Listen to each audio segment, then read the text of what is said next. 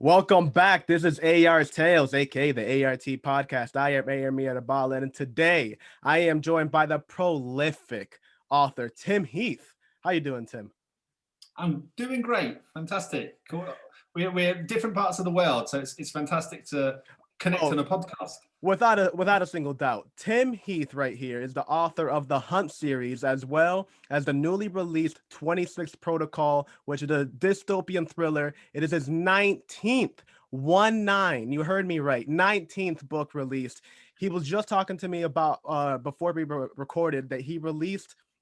Oh, I'm sorry, he wrote the newly released book in 8 days.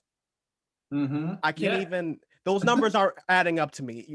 We're talking about 8 days to write 19 books published. Those numbers aren't adding up to me. Tim, explain this to me. Obviously, I didn't start like that. So my first book, I think, was about 7 years in the process. And to be honest, even then, when I made the classic first author error of releasing it too early. So it needed another round of editing. At the time, I felt thrilled that this kind of friends. We were in Russia, moving to Estonia, and we already had moved when it came out. So at that changeover point, there was a guy who could do some graphic stuff, so put this cover together. Obviously, he hadn't read the book. But and at the time I thought it was great. I kind of look back at it now. I mean, it's a bit, hair raising. So I think the book is on its fourth cover, which is, something great now. But yeah, that went out a little bit early. I've definitely done the whole process of taking years to write a book. And again, even with that one, I think that was 7. Yeah, process was 7 years, and I think I'd finished the first draft. Within about 4 months of moving to Russia. So that would have been finished like January 2009. But it wasn't until we moved to Estonia and in June 2012 that it actually was published. So even though that was a bit early, it should have been a bit more proved. So I've sped up. But I think I have we can talk about process later, but I have a clear process of what I do.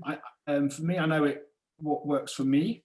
And I think the thing I've learned, I often hear things said as like gospel, this is what you must do. And actually, I think authors, there is good advice in this stuff, absolutely, and we can apply it. But I think sometimes it can come across as like, well, if you're doing it any other way, that's wrong. And I think, because I don't do it the way that they say you should do it. I don't write every day. For me, that doesn't work. I write in seasons, and I think I hit into that formula. So when I was writing my third book, which was my kind of after the epic day, well, I say epic, it's 120,000 words. So for me, that's my longest one. Yeah, I'd call it an epic thriller. Yeah. It's fairly long, and people do love it. It's called cherry picking.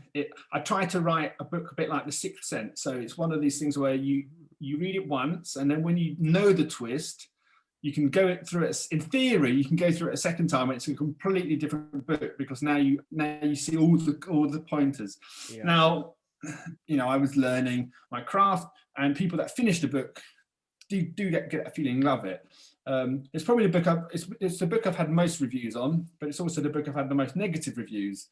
But most of the reviews start with, I couldn't get past halfway, which is, that I haven't got to the shift point. So it'd be like watching The Sixth Sense, or not to spoil that for anyone, but I think it's been that long enough that people know that is like, and you kind of don't get it, or I'm thinking, I don't know any American sports analogies, but there's a classic game. I don't support the team, but there was a classic match, Liverpool versus AC Milan in the Champions League final a few years ago, and for many Liverpool fans, they'll say it was their greatest match because they were 3-0 down at half time, came back to 3-3 and it went to penalties and they won it.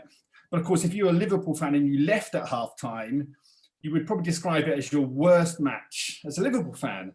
So, and then others would turn and say, what are you talking about? It was great. Didn't you see how it ended?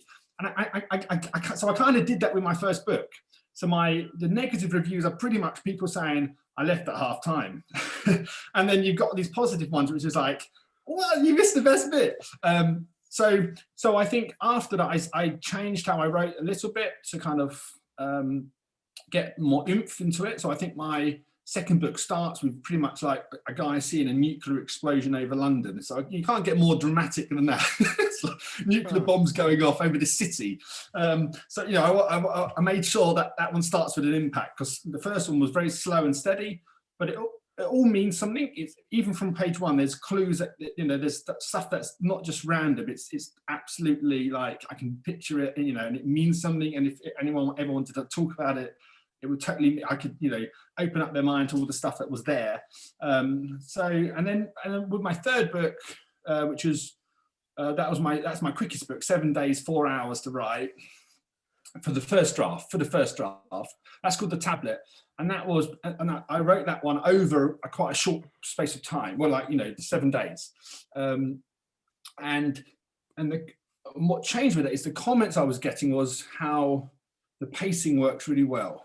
So I think with the first one and the second book, I was writing it over like, you know, years or months. And when you write a book over months, and I think with the second book, that's right. I think having launched the first one, I felt quite some pressure with the second one. It wasn't quite flowing as naturally. I was obviously aware of some of these negative reviews coming through. So I was trying to incorporate it. I was growing as a writer, trying to learn this stuff. And I remember struggling a little bit with it and, you know, having to come back to it. And, you know, the long gaps, then you'd have to kind of read back and see where you're up to. So I think when it came to the tablet and I decided, okay, I'm going to section off an amount of time. This is when I'm writing it. To hear back from my editor and the team about, you know, the pacing's fantastic, you know, like, and I knew it was because it wasn't a long, you know, it was only the day before that I'd been writing it. So I kind of felt like I don't have to remind myself of the story. There's not time gaps in my real time to kind of forget what I've written. And it, you know, it was my original. So for the last 3 years I've been asking my fans to pick their fans' favorite. So they have to have read a book and they then rate them. And so it was my first fans' favorite back in 2018, picked as the favorite book. You hold that on your website, right? The fan favorite. That goes out. That goes out via my mailing list, and they submit a survey and vote, and they can win some stuff back. And that's timheathbooks.com, right, where people can find that. Yeah, that's my website. Yeah, so that went out, and I think the talk about pacing and stuff just really set me onto a thing of, okay, I kind of plan my year. I'm a little bit less like this now, but this is how I got into it.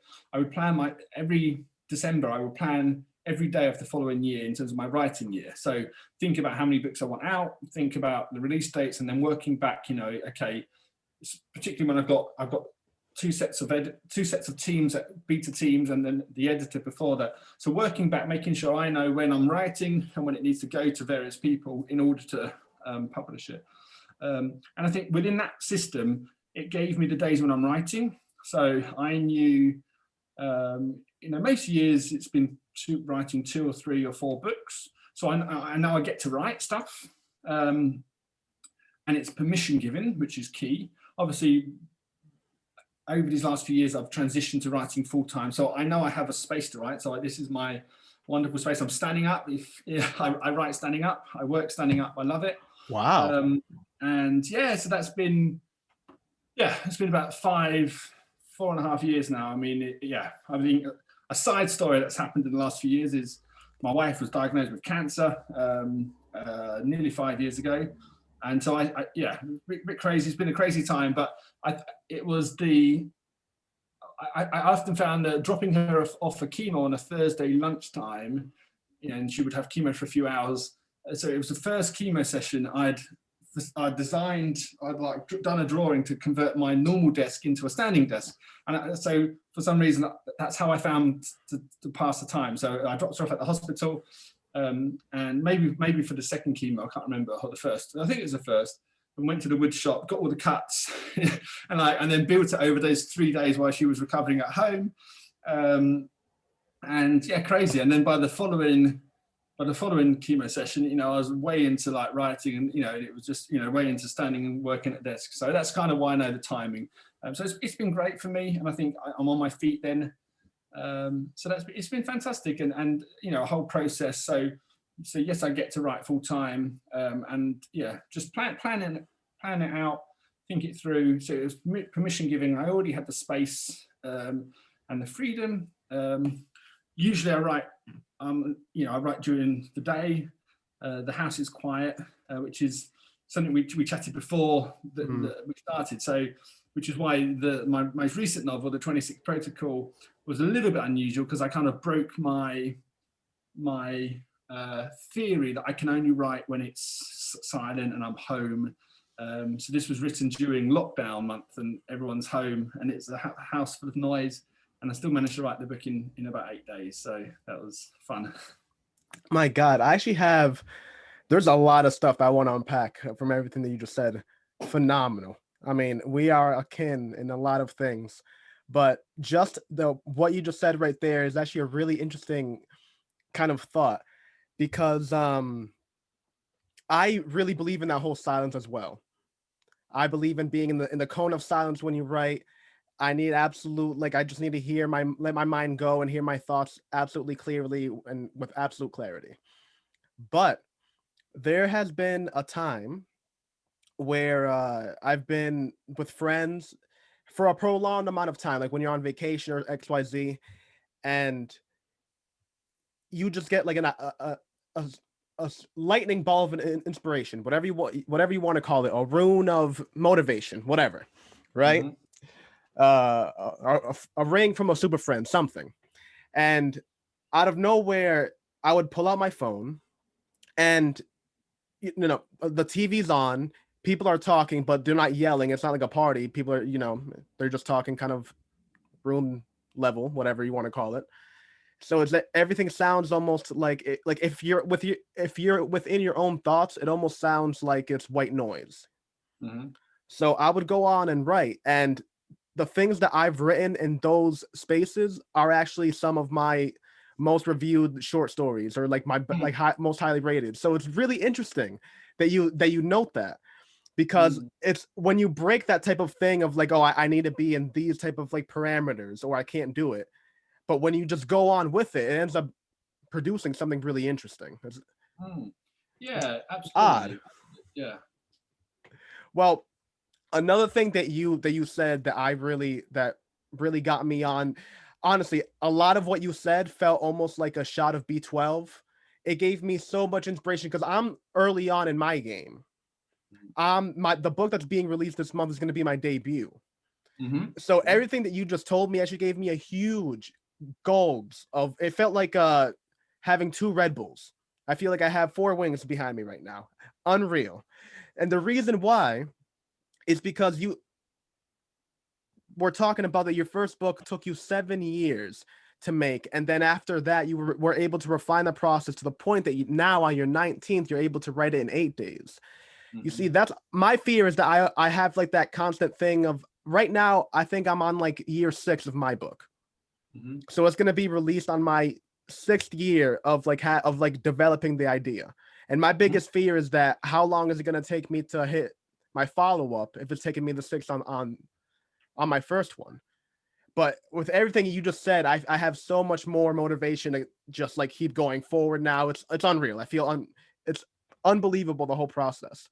But another Yeah. thing Yeah. that really struck me forward is that how your dystopian thriller is your 19th book, but what was the genre of your first book? So the Were you first one always is a dystopian thriller author? no, Or how no. do you change that? How do you change your genres? Do you go in between? I'm really Yeah, a interested little on bit. that. So the first one, I call it, it's a mystery thriller, and it not, no spoilers, but it does jump onto sci-fi. But like, I was careful not to call it sci-fi, because for me sci-fi is like spaceships and aliens, you know, that kind of out of this world. And actually, you know, in the same way, you know, would you call The Sixth Sense sci-fi? You know, I don't go that route, but it's like, you know, something that kind of, That's supernatural, I would say, or yeah, speculative. yeah, yeah, yeah. But as a you know, it's at its core, it's trying not to be that. It's trying to kind of hide that element, because that's the twist. So I think, yeah, I crossed that. After that, generally, I'm thriller, crime thriller, that kind of stuff. And I did I've 4 of my titles are actually under a pen name, but I'll probably pour them into my main thriller name later this year. So they were kind of fantasy, urban fantasy, psychological thriller, that kind of. They're 4 linked books, something a little bit different. I just wanted to test the theory of visibility without a mailing list, without, what's it like to start something. Plus, it was a little bit off center from what I'm currently doing. So I just wanted to kind of put it out under a pen name and just test it. It's pretty invisible. So it's kind of proves the fact that there is no discoverability now, unfortunately, unless you're marketing. And then I've actually written, 2 of my books, probably it might be the next one I publish and the third one after that. But yeah, books in terms of what I wrote, books 21 and 22 are actually going to be fantasy, and they're both written. And on that, I broke my daily writing record of over 14,000 words in a day, which was cool. They flew out. I love it. I won't. It's going to be a few months before that comes out, so I won't talk about that too much now. But what I'm excited is after writing 21 books, I feel ready to take on the mantle of the Harry Potter audience. So I've written a book for that kind of crowd, which is fantastic. I love the idea. It actually plays with a lot of stuff I've already written. So it's a book about time travel. So it's like set in a school, a school for time and space travel, and I've been a fan of the Harry Potter series, read it with both my daughters. So I've been careful not to, it's not a rehash of any of that, but what it is, it's me applying my author brain to that world and saying, how would I tell a story about time travel with that age group? So I'm super, super excited by the possibility, and obviously I've written the first 2 already. There's going to be 8 books. There's so much I can do with it, which is incredible. So as an author, I'm and obviously it's a huge franchise that you're kind of walking in the shadow of, and I'm not trying to compete with that, but there are, I think I see 2 schools of readers. The first group will be those that either are still young and have read that Harry Potter series and have nothing more to read in that series, or those that maybe a little bit older that did read it, loved it, but what next? And possibly the crowd, maybe it's a bit more prevalent in America, the ones that reject the whole Harry Potter series because of witches and wizards, particularly if they're a church background. And I've written a series that it's about time travel. It's not about witches, wizards. There's no magic in it. It's about science. It's about so potentially for those two areas, it gives. There's an interesting audience. I'm testing it week by week. So I in September I started teaching storytelling at a school that my wife works at and my kids go to, and I actually read as part of the group. I read a chapter of this book to the kids each week. So I'm testing it firsthand. I'm seeing a reaction, getting feedback, and obviously building up an audience, which is why I'm making sure I'm releasing the book in June and the second one before Christmas, because they're desperate to get the book. so I'm trying to oblige. So I've got all these thrillers, and I do have local readers. I do have parents in the school who buy my thrillers. But the number, when it came to last Christmas, the number one they will ask me about is, "Oh, do you have anything for the kids?" And of course I don't. But now with this series, it does give me that.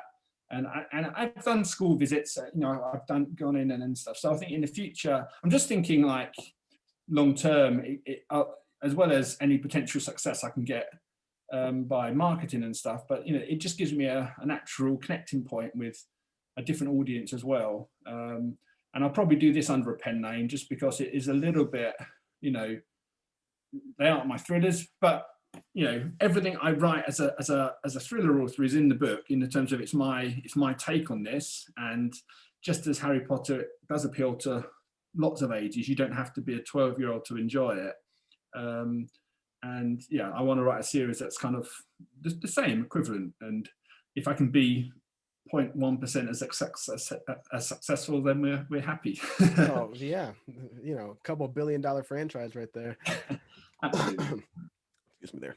I have to say that is a marvelous, unreal idea, and I'll break it down. I've honestly thought about that type of plot for a while, just because it's something that is done a lot.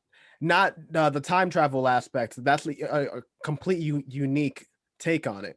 But the idea of a school. There's a, you know, the year that vampires get popular, what follows right after that? Vampire Academy. The year that werewolves get popular, which is like, you know, around the same time frame, Werewolf Academy. Then you have one, you know, wizard high school or a wizard college. You have, you know, witch college. You have all these different things of like kind of like a derivative of that. I've never once heard of a space travel college. And the moment you said it, you really do have unlimited amount of potential, because my mind just unraveled with that. The amount of things, what would they teach? What are the rules of time travel? What is your Yeah. take on time travel? I mean, there's thousands. You can write. There's a book I'm not going to mention because I'm gonna throw dirt a little bit on it. But there was this time travel book that I read that was honestly phenomenal for the first like 60% of the book. But then and I did read it fully. It wasn't a story like yours.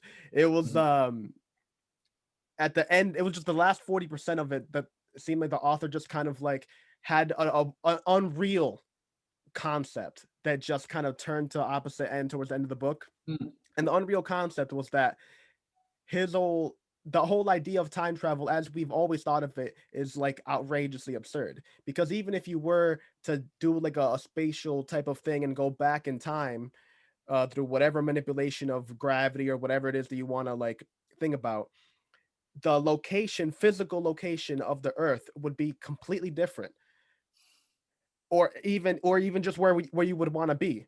You know what I mean? It would even be something as simple as like, oh, you want to go to, you know, 1942 Germany and you end up in, you know, Australia. It wouldn't even be like that. Is that you would go back to 1942 Germany and you would just land in open air, in open space, and die immediately. And then you would see like the earth in like a little dot way to the corner. It's like, oh yeah, things move. This is space. So like his whole idea of it was that instead what they did was that there was an amazing scientist that he found a particle basically, that if he made a machine in X amount of year and let it run, that you would then be able to trace this particle through the radiation and then find a spatial thing. Yeah, really interesting. And then like the way that it expanded was just crazy. And I love that so much because that's just that one person's idea. And then you read another book and then they have like a completely different take on it that blows that one. Like, it's just unreal. So I'm interested to see, do you have an idea of what your time travel is going to be, or are you going to more focus on the, I guess, Harry Potter elements, as we were talking about, more of the character development, more of the, I guess, adventure type of sense, whimsical? Yeah, no, I think there's definitely coming at it as an author after 20 books, I kind of feel like I've earned the trousers to kind of take it on, you know, which is cool. You know, I couldn't have written this as my first book, you know. So I think coming, well, particularly to do it well, like, and because I'm not going after that crowd. You know, they're not going to be competition. It's more like I can serve up a great tasting. You know, if you like this, then you're actually going to love this. You know, because it's a story that's gone through my filter. So I think the original idea, when I first read through the Harry Potter series with my oldest daughter, you know, I had this thing so I penned the first 5,000 words way back then a few years ago. And, you know, I don't write fantasy, so I didn't really do anything with it. And then just going through it with my second daughter again now, and just and then starting up the club, I felt like this is the perfect opportunity to kind of push myself and get this thing written. So I would write it week by week, which again wasn't my normal style. So I was, I think, writing other books at the same time, and then would write each chapter by chapter, and then it got to the point where I thought, okay, let's just finish this book. So I set out about a 10-day period or something, and got the first book written. Went straight into the second book, wrote that one through. So I've got the first 2 written, which will come out this year. You've definitely got the elements of that, the school feel, a young kid, so I've had to be careful, so I'm not trying to redress what has already been written, so and again, pulling onto my thriller, so the headmaster character, the Dumbledore character in that sense, is a Russian background kind of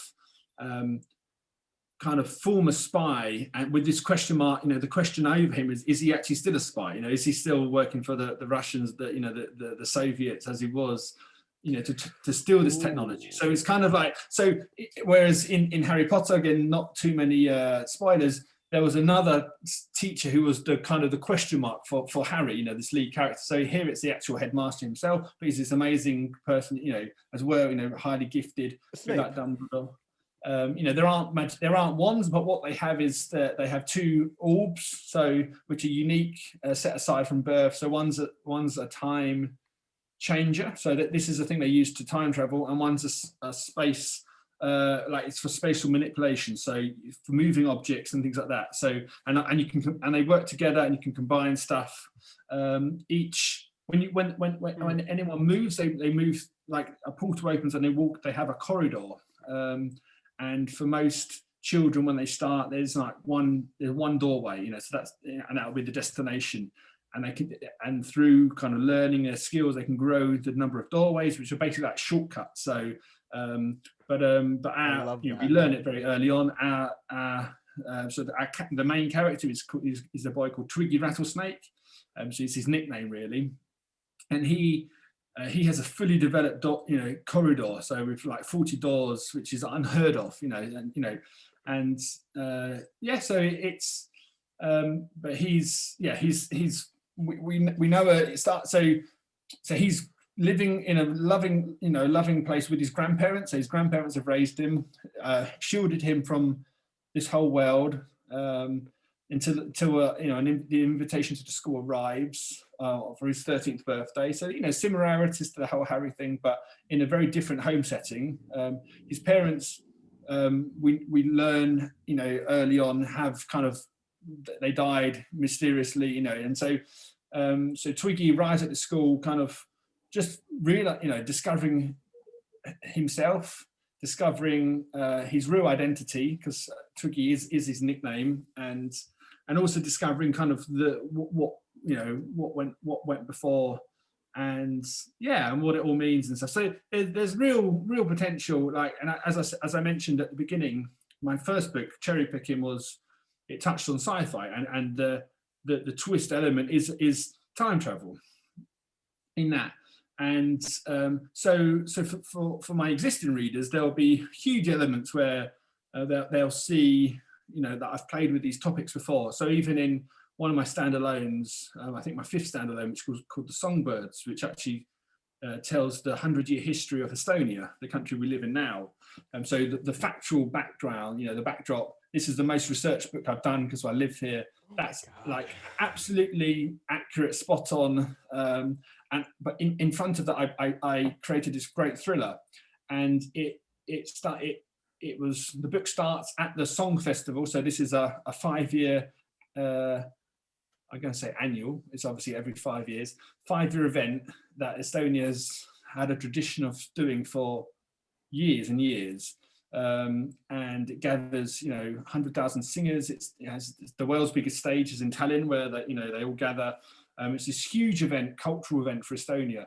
So my book starts at the Song Festival, which we were actually at, which was really cool because my book came out just before it. So we were selling my book outside it at the event. And on the first night, this kind of, I don't go into the science too much, but this kind of hybrid super bomb goes off which all it does is sucks people into a vacuum, and then they've gone, and it just only for a few seconds, and then everything returns to normal, and they kind of hush it up. But so it's really, but these 4 people have vanished, and they're thrown back at various points in the 100 years. So one goes back as far as 100 years, and then so it's a bit like a relay. They've got to try and work out what it was, what happened to them, and can they stop it when time catches back up. So it's cool. So again, there's a time element in that.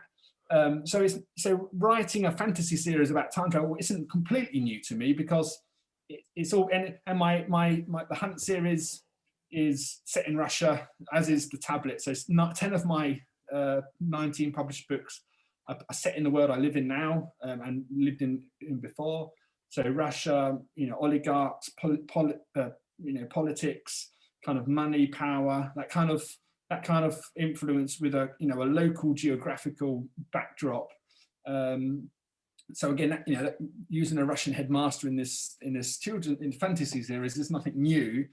I'm kind of drawing on that, the intrigue that I realized writing a series about Russia, that people that have never been there, people that are English speakers, so UK, America, Australia, who Russia's always deemed this the enemy, the rival, the enigma we can't understand. So, and I think I speak the language, learn the culture, living that world. So kind of it's fascinating to kind of put it through my filter and to write and to produce a book for that audience that kind of gives them the thriller feel while kind of making it relevant and very possible. So it's been fun. So there's all elements. So even in this fantasy thing, it's still me. I would hope my existing readers would love it. It's now gone through my editor, and it's gone to my first group of advanced readers. So they're now reviewing it or reading it. That's more like a copy edit. They'll just check it for errors and stuff. But I would hope their feedback will be positive. When they went through my dystopian, their comment was basically, it kind of shows that I can go to any genre and make it work. So obviously this is in theory another genre, but it's not so unrelated to what I've written. So yeah, it'll be interesting. But for me, the question about the time travel stuff, which does come into it, is just it fascinates me. I think one of the craziest things that's happened to us. Lots of crazy things have happened in Tenant. So we not only did I enjoy the filming of the film Tenant, which waiting to see a second time. So Christopher Nolan's blockbuster Tenant. I was actually on set and got onto the movie, so I'm in the final movie, which is like only a tiny clip. Is that you're bored? Is that what you said? Yeah, is that? No, not bored. Oh my, that's like I just fainted. I just died. You're on Tenant. What? I mean, I don't know if you've listened to any of the podcasts. I'm a huge movie buff, and Christopher Nolan, I can get him tattooed. Like, he's phenomenal. I mean, to think that you're on the set, I have goosebumps for you. I honestly, at time for about 4 hours. So I did 2 days as an extra. So for about 4 hours of the first day, he was standing about 10 feet from me the whole time. Because they were filming this tiny scene where I didn't really see it even in the movie. There's a bit where Washington, not Denzel. David John. Oh my God! I just watched a great movie with him. How can I think it's John David Washington? Is it or something like that? JD. Anyway, he had to run back and forth, like trying to pick up this device. And you saw that in real life? Yeah. It was. So we were sitting. So our scene was in the beginning of the movie. It's the first couple of minutes. It's the opera house, the Ukrainian opera house, which was actually a building in Tallinn, an old building that's, I think a former concert hall that was abandoned. So it was perfect for the set, really kind of Soviet era, kind of looking the part. And I was there quite randomly. A lady that's kind of worked as a publicist for me in Tallinn, a Hungarian lady, had seen a call for extras, so they were short. This was a 4-day film, and day 3 they were, not everyone had turned up.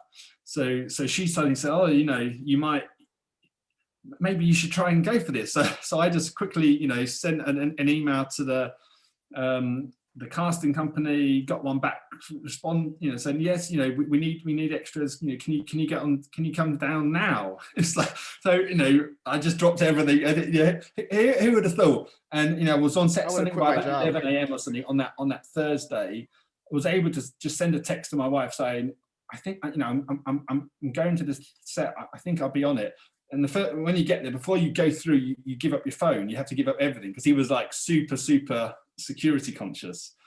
So they had. So I didn't leave until something like 9 at night. So they had no clue like what's going on. Did I get there? And then because we were in this concert scene and we were close, we were on these 3 rows basically where this camera was. And you know they took a photo of us. And they took our names because we were where we were, like we could only sit there if we could come back the following day, because, you know, they were going to keep filming, and, you know, obviously they need the continuation. So I, you know, in the spare of the moment, I said, yeah, I can come back. So we could stay there. We had to come back identical. I think, yeah, you know, they freaked out the following day when someone that didn't have a necklace on or something. You know, it was like something, you know, to the point where like they were looking at the photo, making sure everyone's identical and stuff like that. But so that kind of committed me to coming back the following day, which was something like on set at 7 a.m, something ridiculous. And then, you know, to about, I think the final scene was the explosion. So if you remember in the movie, there's I haven't seen it yet. Oh, you haven't seen it? Oh, man. So when you can watch it now. There's you know, it's not a giveaway, because it's when I watched it, I was wondering if it will come back to this, because the way the film works, it's just super clever. I can't wait to watch it again. But there's a whole explosion scene, which was done in, you know, with pyrotechnics, but done in real life. And even when they applauded when they finished it as a final shot, you know, the fire brigade were on hand in case the whole building starts going on fire, and they actually blew out the glass. And, you know, but we were in the audience, and all they said is, you'll just feel a bit of like a heat on your head, and you know, I think where the glass was, there was no one underneath that. And then, you know, they said, you know, well done, you know, you can remember you was here for this final bit. But because by then I think there's only about 1,000 of us in the place. So it was cool. 2 days is enough. You know, it's an awful lot of waiting around. On the second day, I had I took a puzzle book. So between takes, you're just doing that. So I think my book. Yeah, that was the Songbird. So this Estonian book had just come out that summer. So I'm there like doing my puzzle, holding the book, and you know, Christopher Nolan at some point is about 10 meters in front of me. He's like, got to have seen it. The same publicist lady had, because she's quite clever, so she knows all the hotel owners in Tallinn, and so she knows where Warner Brothers was staying. So so we had given Warner Brothers a copy in theory. Whether it, you know, I never heard anything, but you know, and you know, nothing's come of it ever. But it was just, you know, it was a fun moment. But yeah, I think, yeah, it's a lot of hard work and a lot of waiting around. You know, there was a little explosion scene which you know, it's probably 5 seconds of filming, you know, and they did it something like 4 times over, and Nolan wanted it another time, but they didn't have any extra mock-ups. But every time they had to redo it, it would be like a 25-minute setup, you know, taking out the old thing, put the new thing in, you know, touch up. I mean, and everyone had their job. So it was a fascinating insight.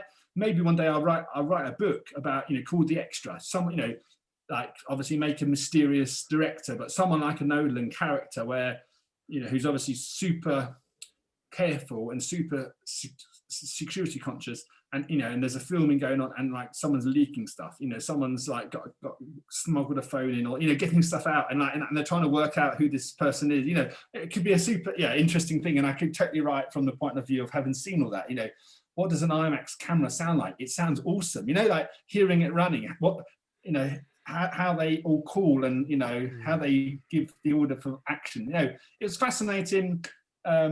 Thoroughly enjoyed it. But yeah, 2 days is good. but then what? Yeah, the amazing thing was I've not seen a digital release yet. I did see it at the cinema on the release day, but the lady who was next to me, a lady I met, you know, only there, but we were sitting next to each other for 2 solid days.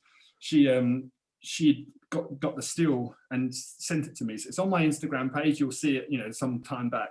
It's just me sleeping because we were all gassed at the in the scene, but actually we were in the film. So she's taken this clip from the film, and it's the two of us kind of knocked out. So it's cool. So it's my one of my claim to fame that I've managed to make it into a Christopher Nolan film. So I probably won't ever better that, but it's a good No, definitely. it's a good name.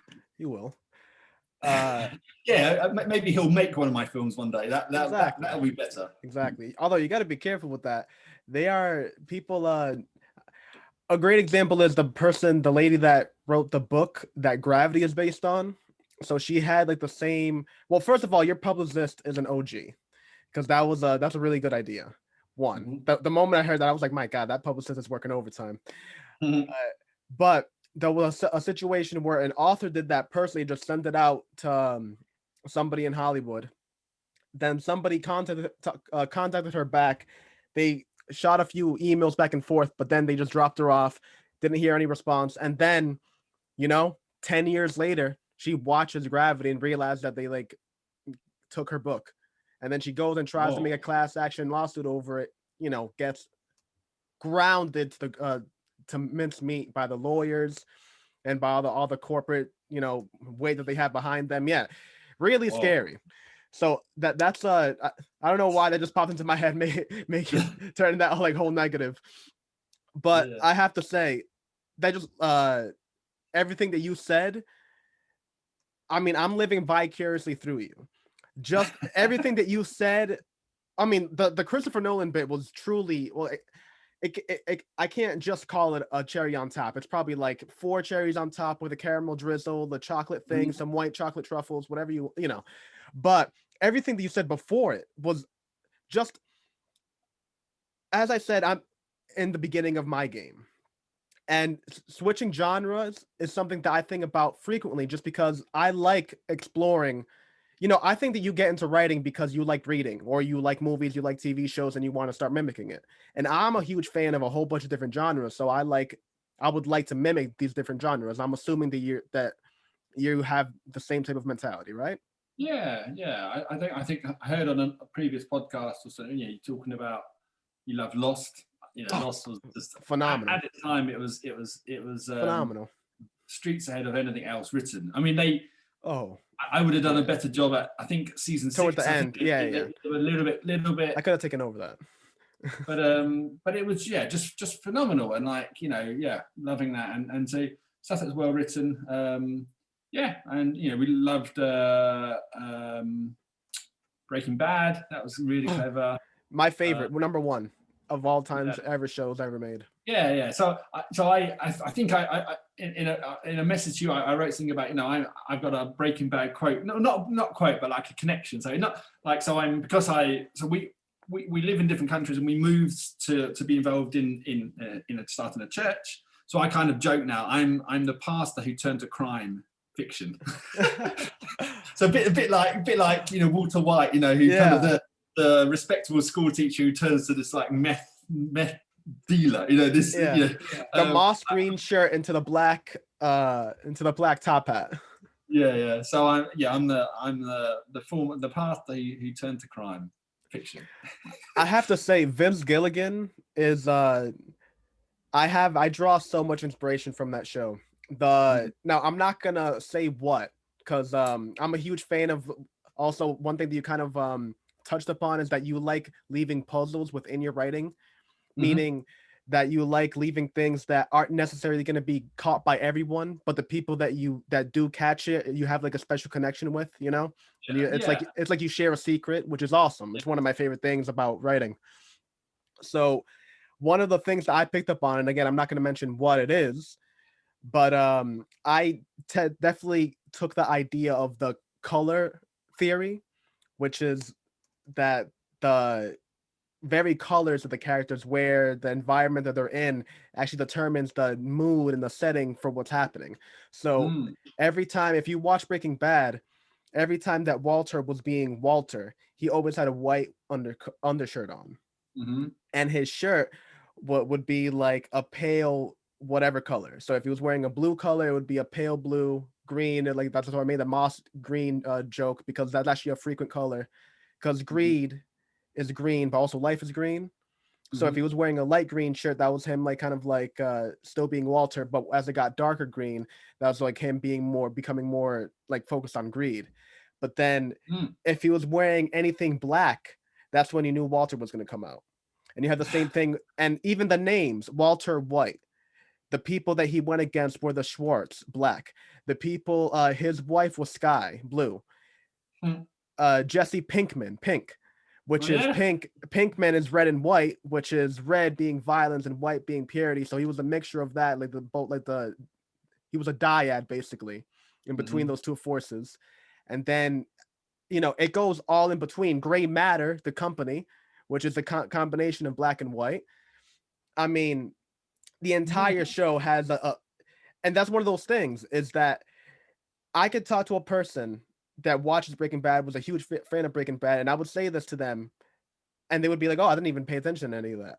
Mm. That's my favorite thing Mhm. about writing. Um, I mean, it's unreal. Do you have any? How in depth are you with your puzzles? How do you take that idea of having a secret in between your writers? I mean, in between your readers. How Yeah. do you No. take the idea and form it into a plot? I, I think my earlier books I did like plan. I think, well, maybe even just the first one. I would like, I went through the, probably read it somewhere where you have to map out the characters, know who their mum and dad is and all that, all the stuff that never comes up in the book, and so there's an element. So and people, one of the strong things people say about my books now is like, oh, you, you, you connect with the characters so strong in all this, like, so call it, I don't know, gifting or whatever. So there is an element of, I put my hands to a keyboard, I write, and this stuff comes out. And but equally, but I'm also writing from a, so the game changer for me was, when I wrote the first book, I went from being someone who wrote to someone, to an author. Was I had a roadmap. I knew how it would finish. So this is my first, like, so Stephen King, in his book On Writing, describes it as like the sailing ship coming through the mist. When you've got a genuine idea. So up until that point, I would start writing and kind of lose sight of where I'm going, because I had no destination. And with cherry picking and everything since, I had the complete thing. So it happens less than now. I'm more able to develop a story now, but for those first few books, the premise would drop in, the title, most of the characters, the beginning, the end, the twist, and then writing from that perspective of knowing where I'm heading was a huge difference for me, a huge change, and helped me to.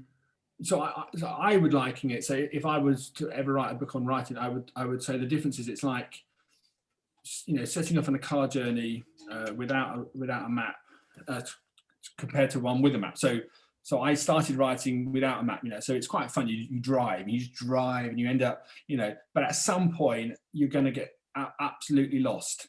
And if you're really lost, and it's kind of late and dark, it's actually not much fun, because you have no clue where you need to do it. You have no clue how to get back to somewhere where Mm-hmm. and those are manuscripts that we've all started that are probably buried somewhere that we never finish. And then and that's obviously what gets called as a pantser. So somebody write, and I know people absolutely write like that, and they publish, and they do that time and time again. Fantastic, hats off to them. That's for me, my the way I think, the way I am, having the idea drop in was like starting a journey with a map and a destination. Now, and so when you know where you go, and you can totally schedule all the stop offs, all the adventure stuff, the stuff that you get on that first type of car journey. But ultimately, because you've got a destination in mind, it keeps you on track where you need to go, and how you need to get there, and the routes you need to take. So I think writing from that perspective is yeah, that's what changed me. That's how I'm able to write a book in 7 days. So when I say that, I because I've planned a year, usually the 2 weeks before I start writing, so the 2 weeks before day one, I will often go out, because I write at home, so I will often go somewhere. Well, in the time when we could go somewhere, it's a bit harder now. And I would sit down, plan on paper, and kind of map out, think it through, put down the various scenes, and then the day or 2 days before I start writing, on back to the computer using Scrivener, and get the little flashcards up, and probably write 3 or 4 sentences which are my scenes, and at least give myself the first 30 to 40 scenes, which, so for me, a scene is about 2,000 words. If I've got 40 down, that's 80,000. That's kind of my benchmark. 80,000 is what I roughly aim for. Now, I never need to put them all down, but if I've got 30, that's enough days writing.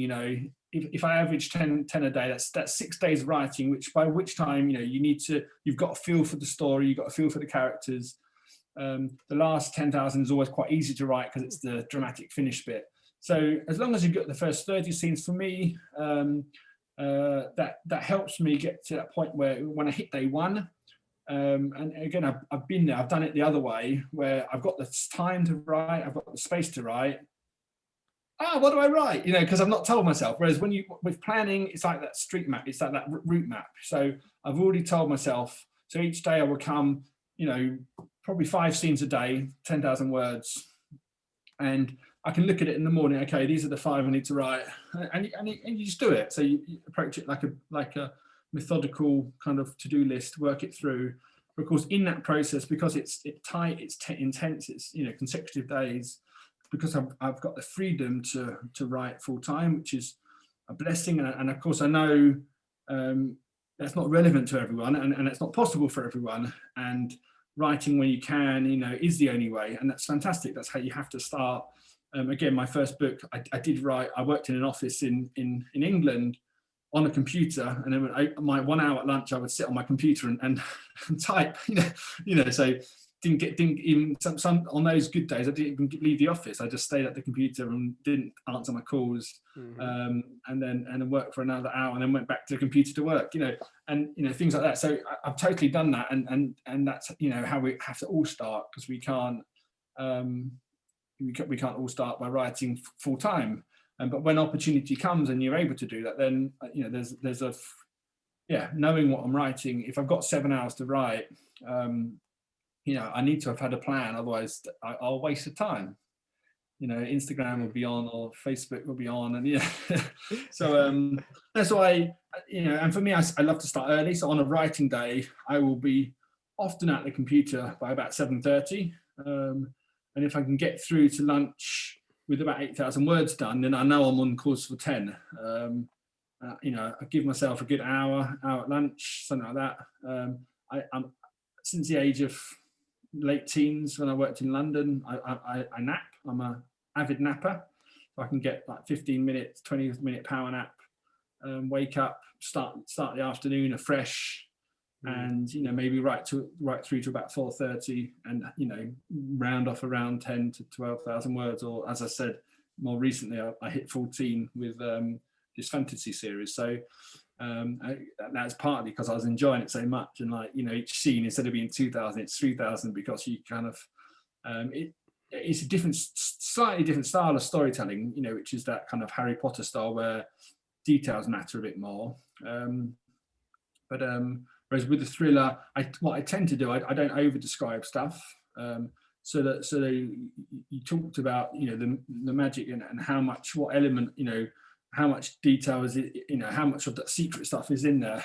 I think it's, so one thing I teach at the club is show not tell. So I think there's a huge power in showing stuff, which is obviously what Christopher Nolan gets to do on a film. It's all show, and in books we often think it's the opposite, but actually I think stronger writing is where you show it, not tell it, not over describe. So I would think, so my books are always like deep and heavy plots, but not heavy in the negative sense, but so well thought out. They're not, it's not A to Z kind of simple romance. You know, it's like not to downplay romance, but it's like there's a depth to it, even from usually from from the first chapter. You know you're coming into a story somewhere down the line, and I deliberately don't. My style isn't deliberately overly descriptive. So I mean, again, I think I would love to do. I still don't know what to call it, but I've never voiced it to anyone, so this is an exclusive. It's almost come up with a chart, whether it's whether I even put my name in it, but like it's kind of like like wines or things. They get kind of classified, rated. And certain things. It's like this is citrus or this is and I think of like a color number system for books. One being, a scale of 1 to 10 in terms of like plot depth, that kind of stuff, and the other is description. So a book can be described as a 3-7. So it's like the plot's not it's not like you don't have to have a degree in something to or like just I don't know, something like that. So I would so for me I would always opt for my plots would be 5 to 6. So not again, what would be a 10?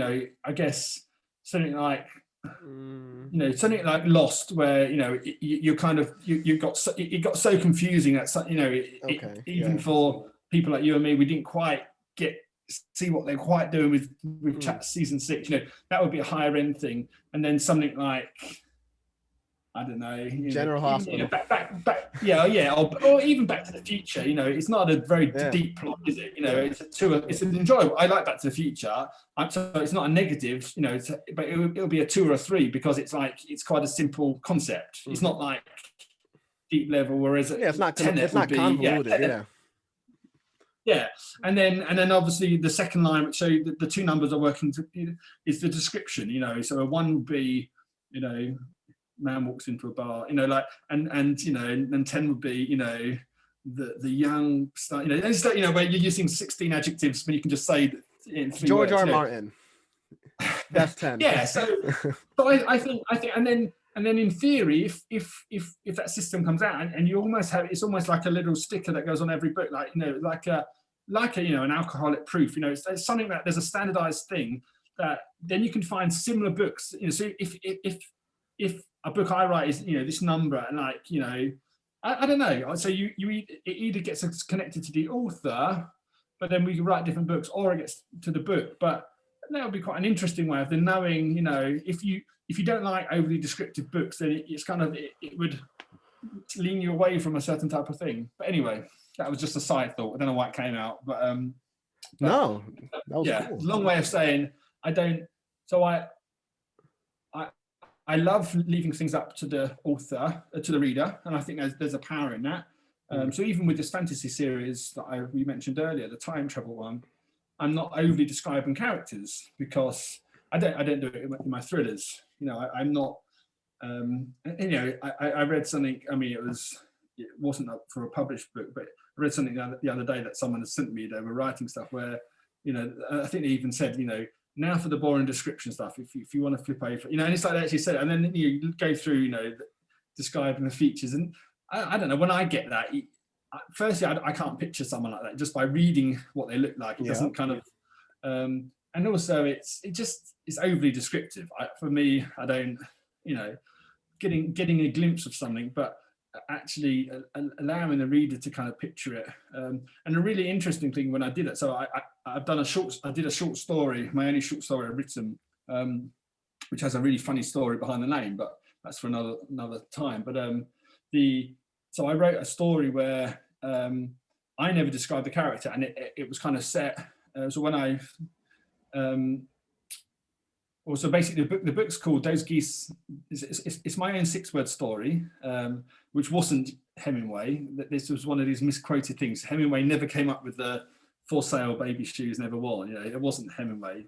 It's always attributed to him, but I think it was someone else.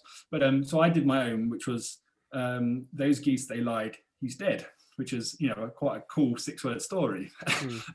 And I wanted to write a short story like book.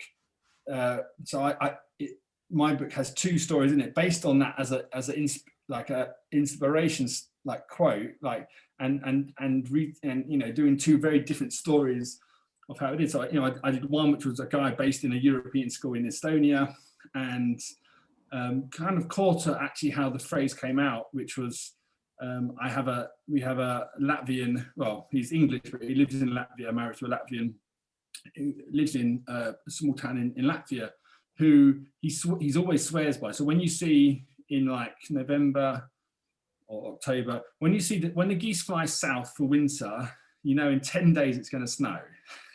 So when you live in this part of the world in Northern Europe, and then actually when they come back, you know, the snow's finished.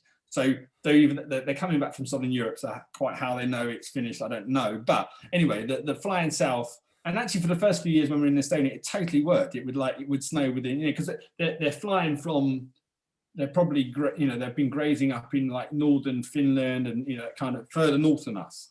So obviously it gets cold there earlier than the Baltics. So that kind of 10-day rule kind of makes sense. You know, they're heading south because it's already cold for them and already snowing, and that weather then moves down. So so this kind of phrase, you know, those geese, you know, this phrase, and then so I'd walked out, I think one day, I think that geese had flown over, and I think I'd walked up kind of, it'd been about 10 days since my friend had told me this, and the geese were flying over again, and it hadn't snowed. So this little thought came in my mind, oh, those geese, they lied. And then of course I added the he's dead, which was kind of an interesting 6-word story, because it could be anything. So anyway, so in one of these books, one of these short stories, it's about a teacher who, you know, sees the snow, and so he's physically talking about the geese and realizes it hasn't snowed and they lie. And actually I almost did a James Joyce style kind of short story, which was like he wrote in the book The Dubliners, where it's like these random collections where it's almost like a camera zooms in, you see a scene and it comes out. So there's no beginning, there's no end, it's just a moment.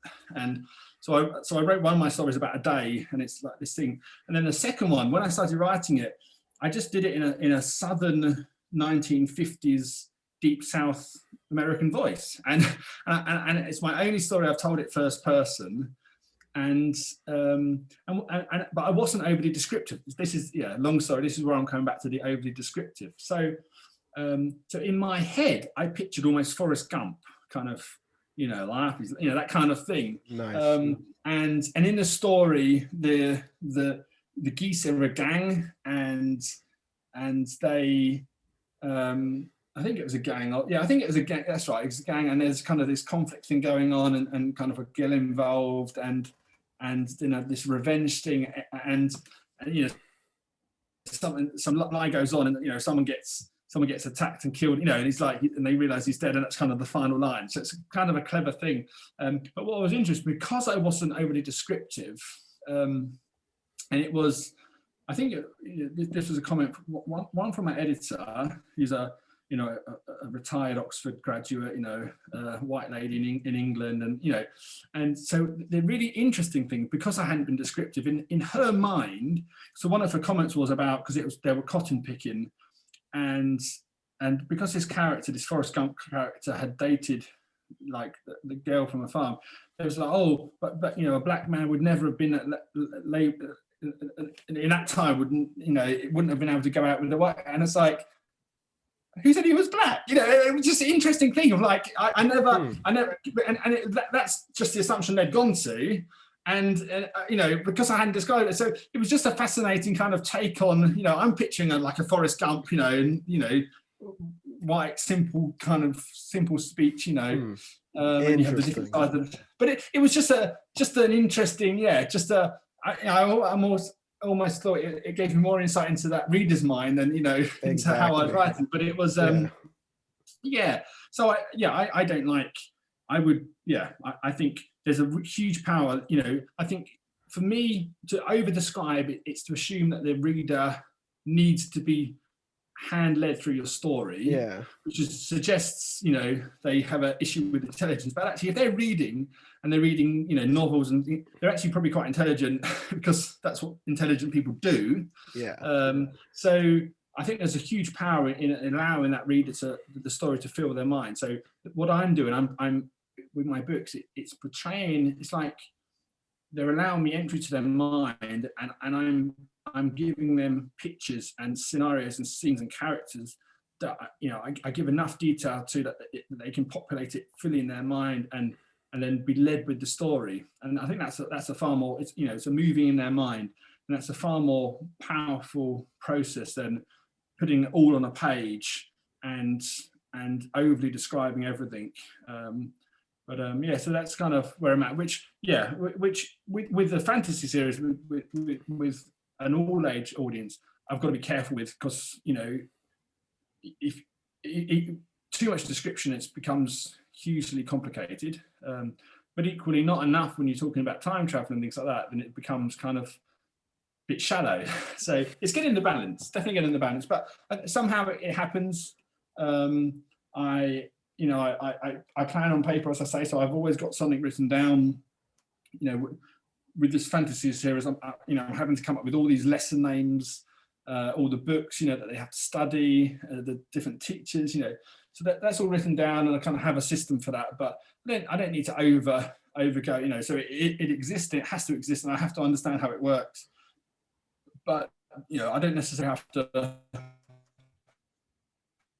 go into detail. Not what the story is about. I'm not trying to prove time travel. I'm just trying to, like with Harry Potter, you're carried along by it, because I was dawning on someone. I was chatting with my cover designer. So for this fantasy series, I'm going to have an illustrator work with me, and he was asking questions about the origins of the school and things like that. And suddenly realised, I know it with Harry Potter, but like we never told how long it's been. We never told where it is.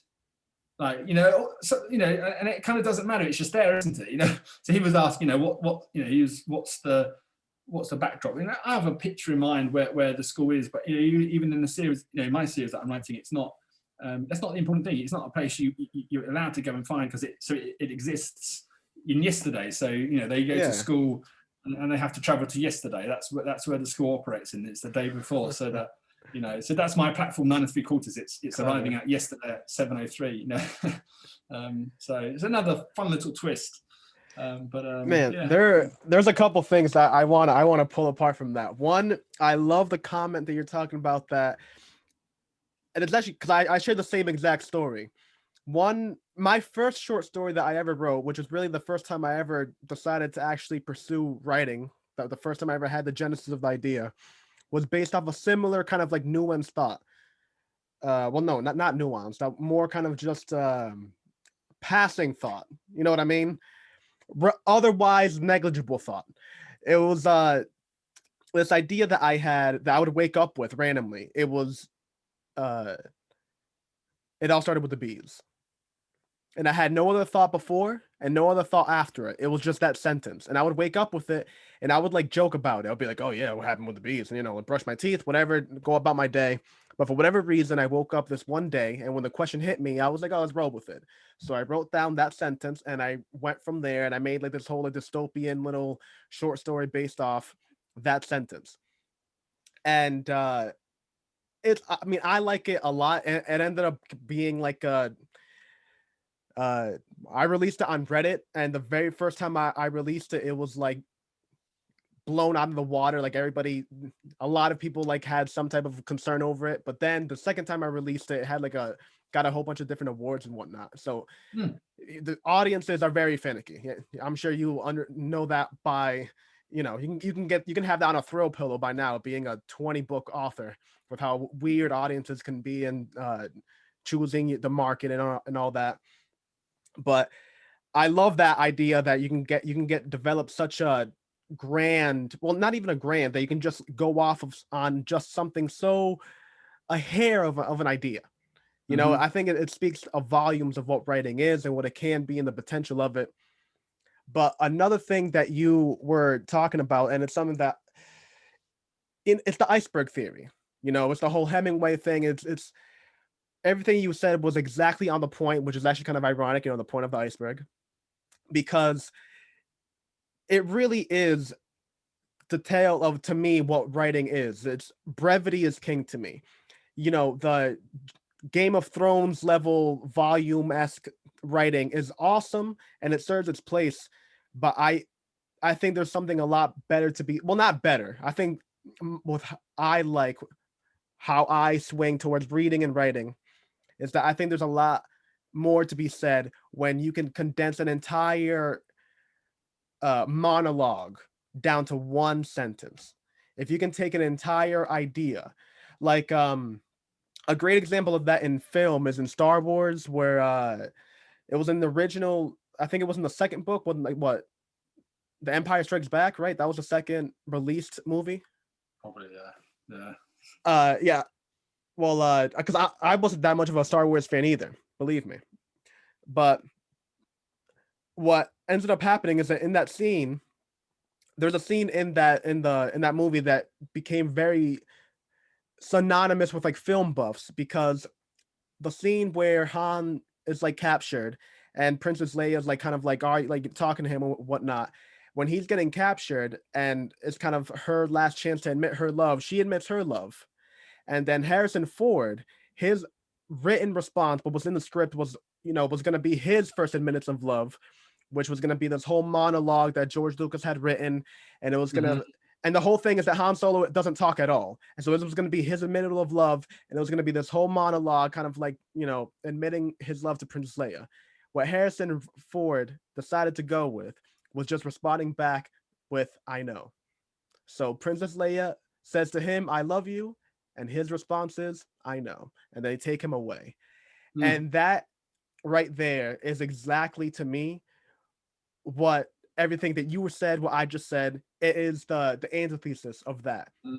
Because it's exactly that. I mean, a whole like, and it's not anything bad, or it's not to say that monologue wouldn't have been like an interesting deleted scene or something like that.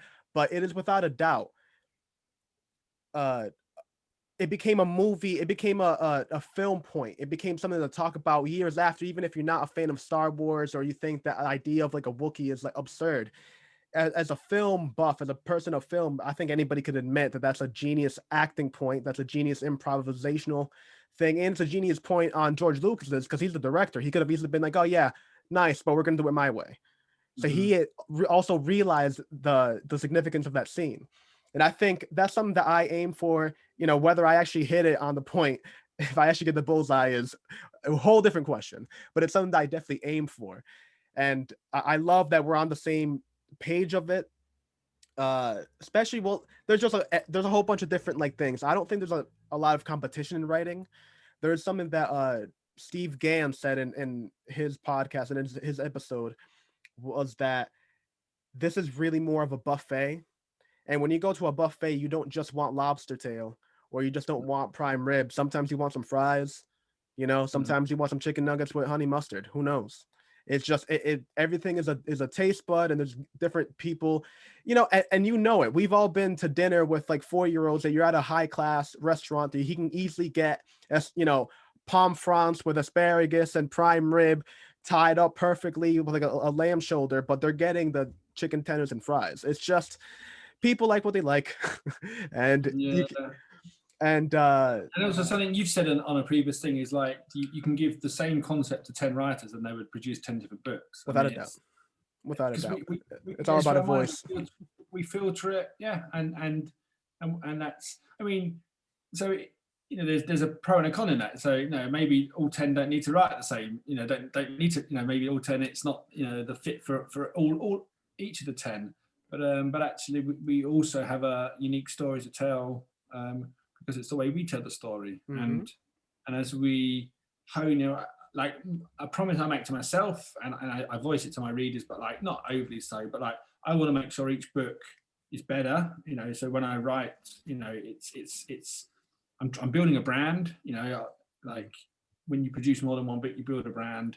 And I want to make sure I'm not serving up just fries, it's got to go on.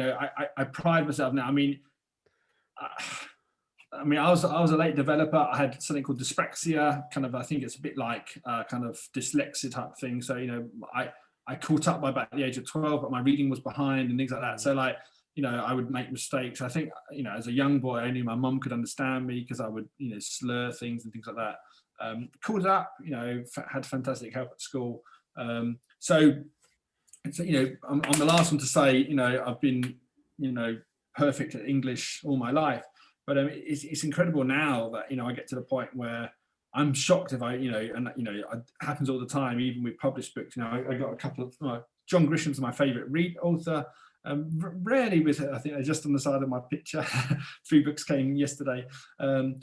Rarely with him, but certainly that level author, I'm surprised, still astonished when you see mistakes. And so from, I've come full circle, and for me now, I pretty certain that, I go through such a rigorous process with lots of eyes seeing it, that, when a book launches, there aren't mistakes in it, because that's, for me, that's the the bar I've set myself, and in reality, I say the grace period is 5. So that, there was a reader I read, an author I read a while ago. I think he was getting my book and I was getting his, and I politely let him know, and he was very apologetic, but I stopped counting at 50, but there was 50 errors in the ebook on launch day, and he admitted it had been rushed and things like that, but it's that's it was way beyond grace. I was gracious in the review, but mentioned the fact there was errors, and I've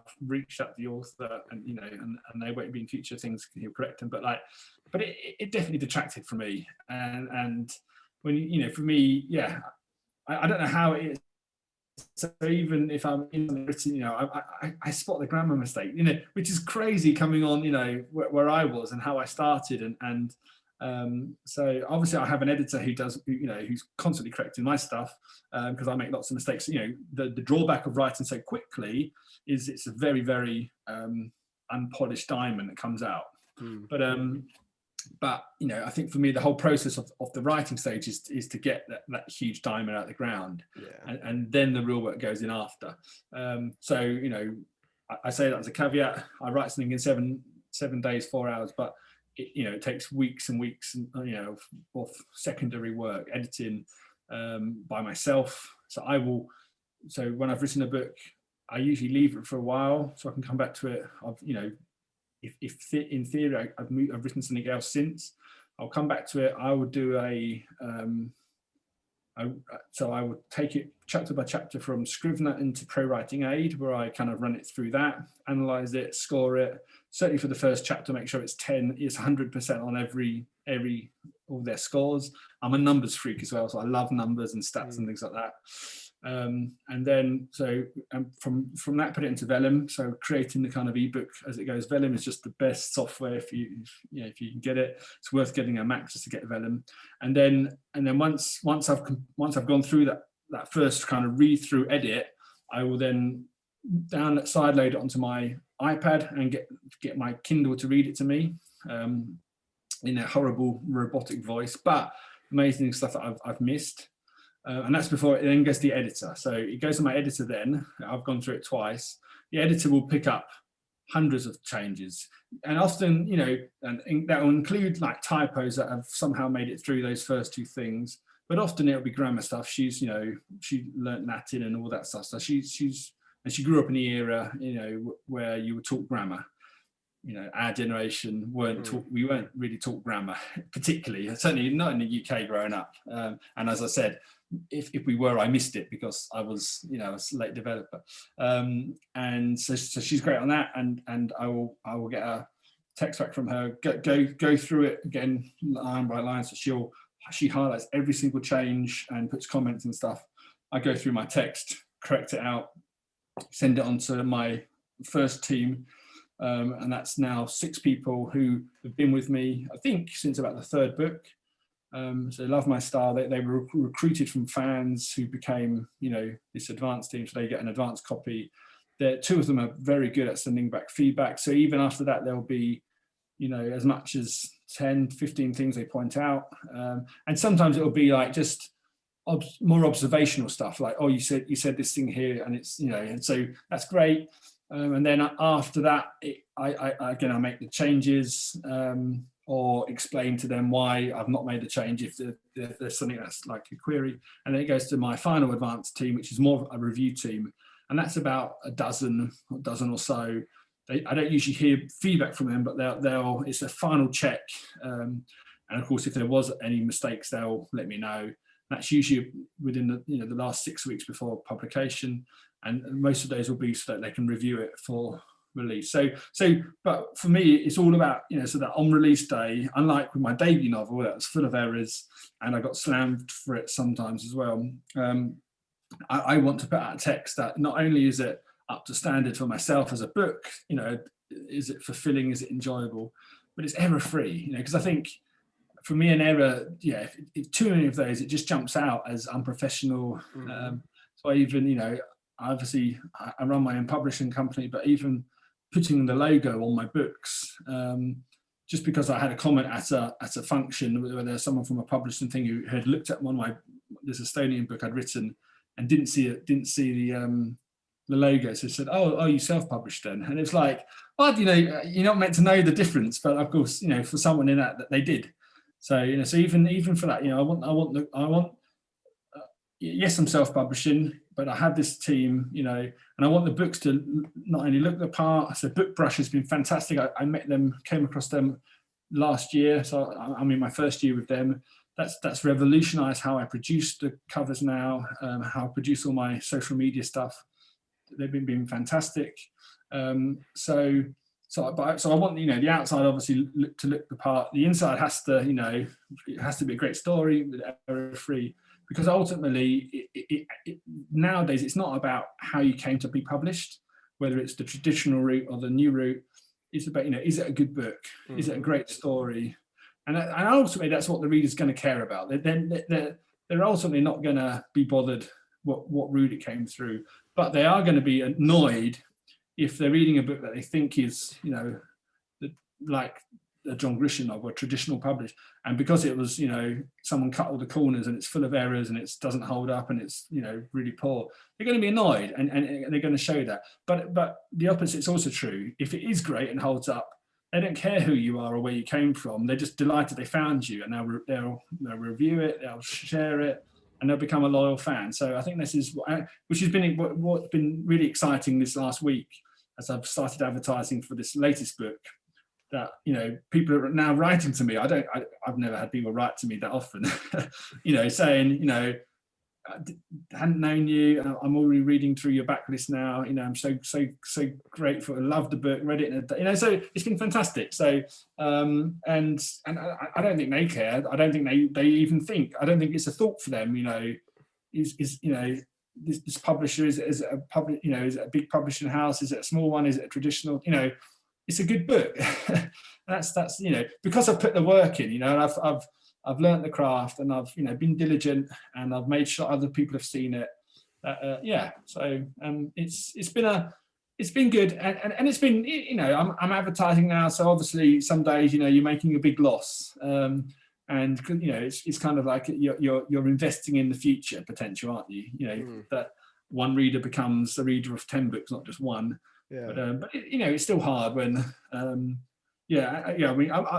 did make a big mistake on the weekend, which was so my editor had given me an amazing quote which I'd used everywhere, which was so when she read, she's not very vocal, but when she sent me back the 26 Protocol, her opening line was, you've written a brilliant dystopian thriller, a 21st century version of 1984 or Gilead from The Handmaid's Tale. So that was her opening line, which blew me away, because she's very down to earth, not always that vocal, but but she's very supportive. She's now worked on all my books, and we have a great understanding. And she sends back copies. Basically, I 95% of the things she says I just instantly change, and there's some things that that she's got the wrong end of the stick and I just reword something, but we have that kind of thing. It's not a fight. She's there to help me, and I take all her advice on and change it. So when she said something like that, obviously struck a chord with me. It's something I used extensively. I just copied it, used it on the back cover, and used it in my ads, and was running that. I've spent several £100 in the last week, on ads for this first book, and started getting some comments.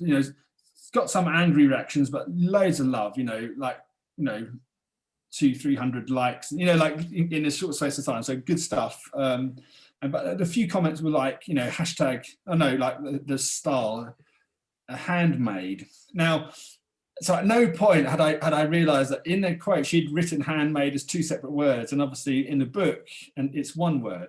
So it was like a bit of a gutting realization of like, oh my goodness, this is on my back cover, it's on the Amazon description page, it's in my advert that I'm like, I've got all this social interaction, all this likes, all this love, and that if I change this image, it wipes that all out.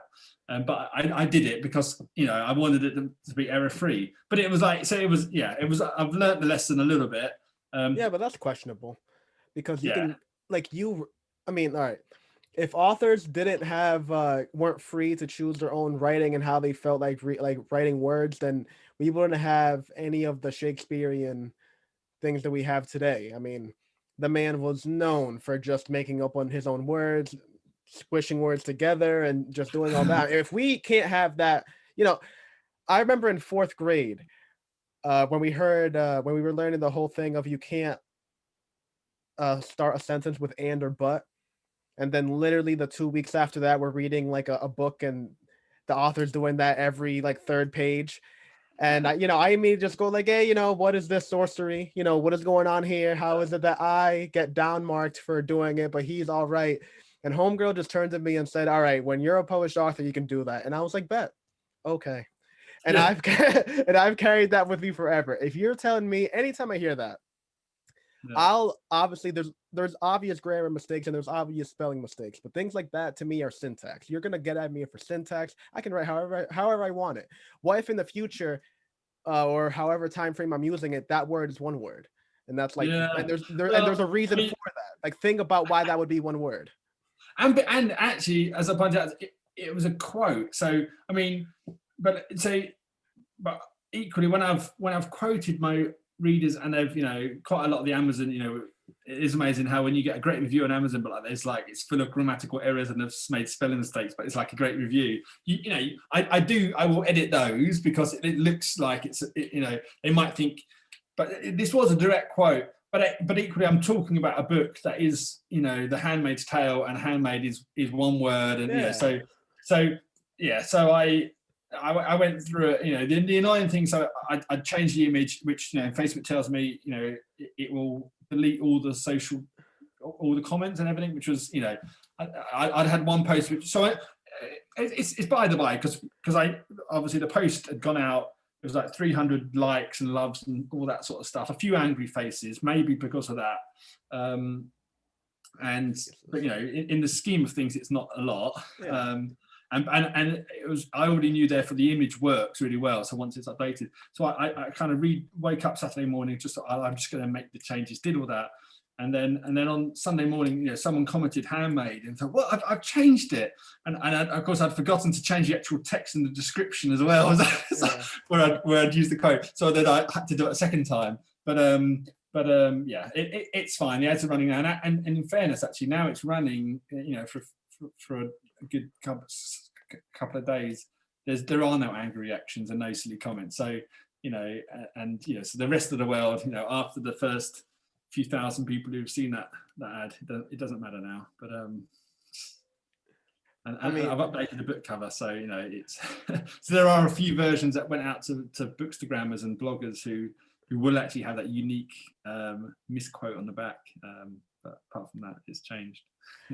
Man, that is such an everything that you said were just like such an interesting concept, especially just like, well, it goes back to the whole thing we were talking about with like reviews and audiences and like little things that people get nuanced. I've read a couple of reviews where literally the start of the review is talking about how much they like the book, and then the end of the review is like one sentence like saying, oh, but I didn't like, and it'll be like opinion based. They won't even be like the wrong, like anything wrong with the plot or the pacing. It'll be like, oh, I didn't like how the character that I like died instead of live. I didn't like that part. And then it'll be at like 2 stars. It's like, all right, but you like the book. The beginning of the review was literally that you liked the book and you liked all the XYZ, and then what, out of spite, you like ranked it too. Like you realize Yeah. that like my grade is like averaged on like the grade that you're giving me. Like, come on, have a little heart. Yeah. Give me a 3.5 at Yeah. least. You know what I mean? Well, 3.25. Give me a no, banner. Do I, something for me. we've all been there. I mean, I got two funny review stories. So obviously, most authors, prepare yourself, because if you're about to launch, uh, you remember the day when you get your first 1-star review, which is actually it's a coming of age. It's like it's the you've gone beyond your friendship circle. You've gone beyond people who Yeah. actually like you and know you and want to support you, which is actually, there's a drawback on that, because if they aren't readers of your genre, it's going to tell Amazon all sorts of things about what book you've written, Mm. particularly if your aunt Gladys, who normally reads romance novels, Yeah. reviews it, and then Amazon's going to match you with romance novels. So there is a drawback. You don't necessarily want to promote it to family and friends and all that. But when you get your first 1-star review, you've gone out, and I done it on my first novel. Again, back in the day, I was early adopted, well, fairly early, 2012 it was published. So not, it wasn't on the giddy days of Amazon, but like, I certainly saw those moments where you put stuff out, you did a free campaign and you get thousands of downloads, and then the book starts selling because it enters the chart. For ages, that was my best month, because I got 300 sales at full price, which was like, I think I'd priced it at $6.99. It was like something ridiculous, and just because the way Amazon worked back then. So on my first free promotion, which was I only did for 3 days, I really wish I did it for 5, because it got to like number 2 on the UK mystery thriller chart for free, and it's like and by that day, I knew by the 3rd day this was just organic, because I've for day 1 I've reached my 200 peak followers on my mailing list or something like that, and day 2 I've maxed out my social media kind of reach. So day 3, when you're getting 2,000 downloads, it's like this is just from the chart. This is just people looking at it. So that, I'm trying to think where I was going with the story. Hold on, we were just saying. Oh yeah, first 1-star review. So on the back of this, and it does make me question about the value of the free thing. So my first 1-star review came on the back of this, and I likened it to a sense of, there's a person kind of just really didn't like the book, didn't like the genre. At the time, I'm sure the review's still up. At the time, this reviewer had only written 2 other reviews, and the 2 other books were like non-fiction books about trains. So, and the reviewer had put something like, I really like this book, but I wish there was more on the 1860 line from London to Leeds. It was like something like, nerdy like that. Something very specific. I'm talking about specific train lines and specific eras. And then he somehow gets my free offering and doesn't like it, shock horror, and decides to 1-star me because of that. I remember at the time thinking, it's like, I hate sushi. If I'm walking down the shop and there's a sushi shop, do you want to try something free? I know I hate it. If I'm the forward tries it and then still doesn't like it, what right do I have to shout about how much I don't like it? Because I know I don't like it. I don't read this stuff. Anyway, it kind of put me on that thing. And then what I actually did do, it kind of, it took me full circle. It's actually really eye-opening. It was hard, but it's fine. It's quite funny now. And it made me think, people do love to say stuff, whatever they want. The internet is the power of that. Yeah. And I think people place a value on something. So when it's free, it in some readers' minds, certainly we get this in Europe, because I've been around the European school where my wife works and my girls go. You get a lot of French, a lot of non-English speakers, background. So for them, the concept of free is very, very different. I had some French, business people who didn't even know books could be free, because it's not even a mindset thing. So and for them, a book, for an ebook, you pay 9-10 euros for it. That's normal. That's fine. That's a good value. There's not like this. So this idea of underselling ourselves and free is actually quite an English language thing and quite a Western thing. It's not everywhere. So even in Europe, Germany, France, the concept of free is very different, and the value you associate to it. So I think that, so I did start a hashtag books are never free, because not because we shouldn't make them free, but it's more in the mindset of like, they aren't free to produce. You know, we put our time into it and stuff like that. So there's, for me, there's a debate, there's a conversation to have over this, and I particularly think the era of free. So back in the day, so, you know, when I ran that promotion, nowadays that you don't see the same type of numbers. There's so much out there. There's so many free books on offer that you don't see the sort of thousands of downloads and the impact of that. Because I and even if you do see, my argument would be, it's I liken it to a pool of fish. So it's so this pool of free readers is, you know, growing. Maybe it's an ocean now, maybe it's a lake, but it's not the extent of readers, because you know, when I interviewed and asked my readers and dug down, I realized there's certain readers who never want a free book because they associate free with poor quality, which again was an interesting kind of conversation, interesting kind of point, because people associate a value to something you pay for, and yeah, so that association was something I don't necessarily want. Now I know there is a school of thought which, you know, you've got to put your first book out as perma free. It's the only way you build a list. Now that worked 6 years ago, 5 years ago. My question is, to use the visual thing off a pool, is I think, well, I wrote a post under the hashtag books never free. So it's on my website a couple of years back, where I just basically lift the lid on this whole thought process and liken it to a pool of fish that I see, you know, 10 years time, if the only way is, you know, you put a book out for free. So let's imagine a dystopian author time, where we've all got one book, which obviously has to be excellent. You know, it goes without saying, it has to be good, great quality, good cover, great writing, great story. And because we're new and we're trying to reach people, we're putting it for free. Now, so there's now 1 million of us, okay? So 1 million free books. Now, how many, if your average reader, how many can they read in a lifetime? Well, probably not on more than 1 million books. So so for a certain type of reader, we're actually making them infertile in terms of becoming a paid reader, you know, because there's so much choice, because we're a certain number of authors, we're fed this thing that this is what you've got to do to become a successful author, which is kind of true in the sense of the authors that are successful 5 years ago were doing this. They were doing a free book, that, you know, and some of these authors still do that and still teach that.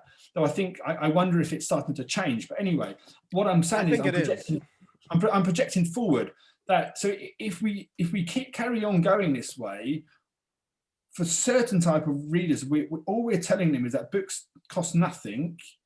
And even when they don't do, you know, I was very, very clear with my readers. I'd surveyed them and asked them very direct questions, and the responses were amazing. So one guy said, you know, like, obviously authors keep giving me free books, so why would I pay for something? And also libraries and secondhand shops have told me that books cost less than $1. So I get what you're saying, you know, because I was trying to say, you know, is $4 for a book so much to pay? But, you know, they were saying, I get what you're saying, but there's so much choice that, would I ever pay for? I'm not sure I need to now. And it's like, so it's this, but what I also found is, you know, particularly with speaking to the Europeans, non-English speakers, is the pool that is free isn't the entirety of readers. So there's whole different pools and oceans and different analogies of totally different type of readers that only want to buy books and only want to pay, you know, and only want to support. And it's worth going for those. It's worth taking the time and positioning yourself and not underselling yourself in order to build a brand that you're, you know, think of it like a bottle of wine, you know. So I think none of us would probably go, you know, for the cheapest bottle of wine, you know. It's, you know, even though it's a thing you drink all the time, it's like you don't necessarily want to pay $10 for a bottle of wine. I don't know what American prices are, but, like, you know, my mindset is you see some at 10, you see some at 2. So then anything at 3 or 4, or anything that's on offer down to 3 or 4 from 5 or 6, well, okay, that's you go for that. And we have these apps now that obviously rate the wine and tell you the score. We have reviews on Amazon, so, you know, you can get a feel whether something's good. but there is that kind of mindset that you know we do this with everyday objects. It's the same with books, I think, and obviously, to use the wine analogy, there are people that actually associate, you know, that they've done testing it where you have a £50, $50 bottle of wine and and someone's told this is the $50 and they taste it and it's amazing and it's like, and it's actually the $5, you know, it's like there's a thing that goes on about the quality. So it's a whole different school of thought, but it just made me realize that, you know, they did that test with I can't remember, it's like the most famous brand of boxed wine, like the one with it's like a white box with like the spinning glass of rosé. I don't know what the brand of that is called, but they did a blind test of that versus a Merlot they found in like off the coast of Greece from like, you know, 1850 or something like that. They did a blind test of that versus the boxed wine of that year, and the boxed wine, people like that better in a blind testing. So it's unreal what just the knowledge of something does, like the knowledge of what something is adds to the perception of it, you know? Yeah. So I mean, so coming back to the whole review thing, so that person, so what it did, people say these things, people have a certain value with free, but also it put me on a quest. So I then looked back, you know, I picked John Grisham, you know, so an author I know is good, and I picked my favorite book of him, and I read the 1-star reviews of that book, which I know is a 5-star standout book. I think it was The Runaway Jury. It's probably one of my favorite of his. Fantastic read, gripping, and you read the 1 stars and it's like they're talking about something completely different. So you know, it kind of makes me realize, well, you know, it matters who you listen to for a review. So if there's a certain, maybe a reviewer that you know is in your taste, then maybe their words count more. And my other funniest review was actually so I talked about my teams earlier. So I had it was a person who was on my second team, my beta team. You know, they read it just before publication. Been on it, loved my books, loved the series, and this was midway through the Hunt series, so this 9-book series that you mentioned at the beginning, and his review, I think it's still on Amazon.com. I can't remember which book's book 3 or book 4. It's fantastic because it's a 3-star review, so he doesn't slam me, and it starts, you know, the line with like, this is a 5-star book, as Tim's books always are. You know, so it's the funniest negative review I've had. But in this review, he had, you know, he and he's been true to his word. He resigned from my team. You know, hasn't, you know, left my mailing list and everything because to quote his words, I make Donald Trump look like a moron with a trophy wife. Which again, are not words I used in my series, but I'm so, again, because I don't overly describe. I'm so grateful he picked that up because, you know, I didn't say it like that, but he got it. So, and you know, and the book was about Russian politics, and one of these Russian politicians who, you know, one of the stories, the underlying tones in the Hunt series is the race for the Kremlin, the race for the presidency, and I basically used the series to, from what I know of Russia, is for there to have been a challenger to Putin in the 2018 election. What would that person have to look like? What they have to be? So I created that character, which is fascinating to do, knowing what I know about Russian culture and life and what they need in a leader.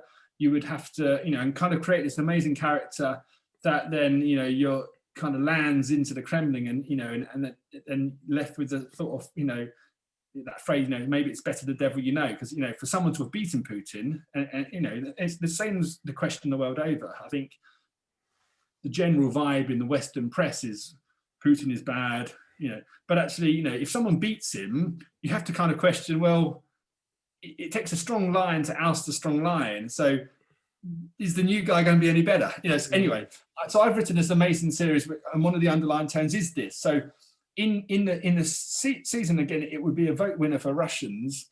I bring the presidential candidate, the Russian, to the White House to meet Trump.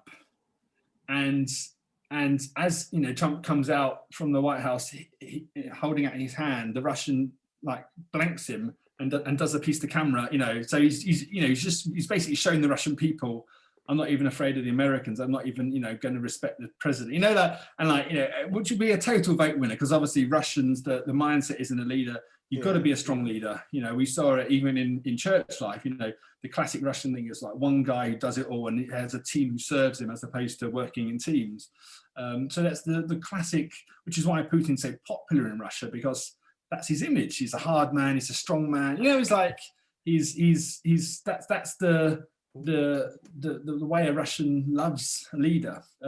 So anyway, so I was writing a series. It's almost like a side issue was the Trump thing, but it was enough to get this negative review from one of my kind of core team members who had been on all my books, loved them, and wanted to kind of publicly out me that I'm obviously anti-Trump. So it was quite funny. I mean, it makes me smile now, but yeah, it was. You just touched on something that I've been itching to ask you and to kind of elaborate on.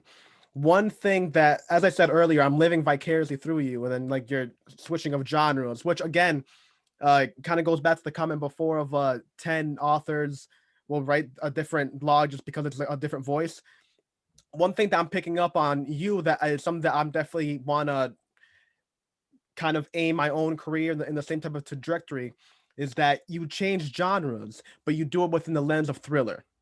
You've said almost multiple different times of the different genres that you're going in between the heights of the difference. And one, you're talking about a special bomb that explodes over an election time, and it sucks people in, you know, so a crazy highbrow thing like that. And you're flipping in between a boarding school for time travel where the thing is held yesterday, and the idea of time travel is just like a corridor. I mean, just beautiful concepts that I almost tip my hat off, because I feel like I'm almost incapable of doing that, because my lens, where you view thriller, my lens is science fiction.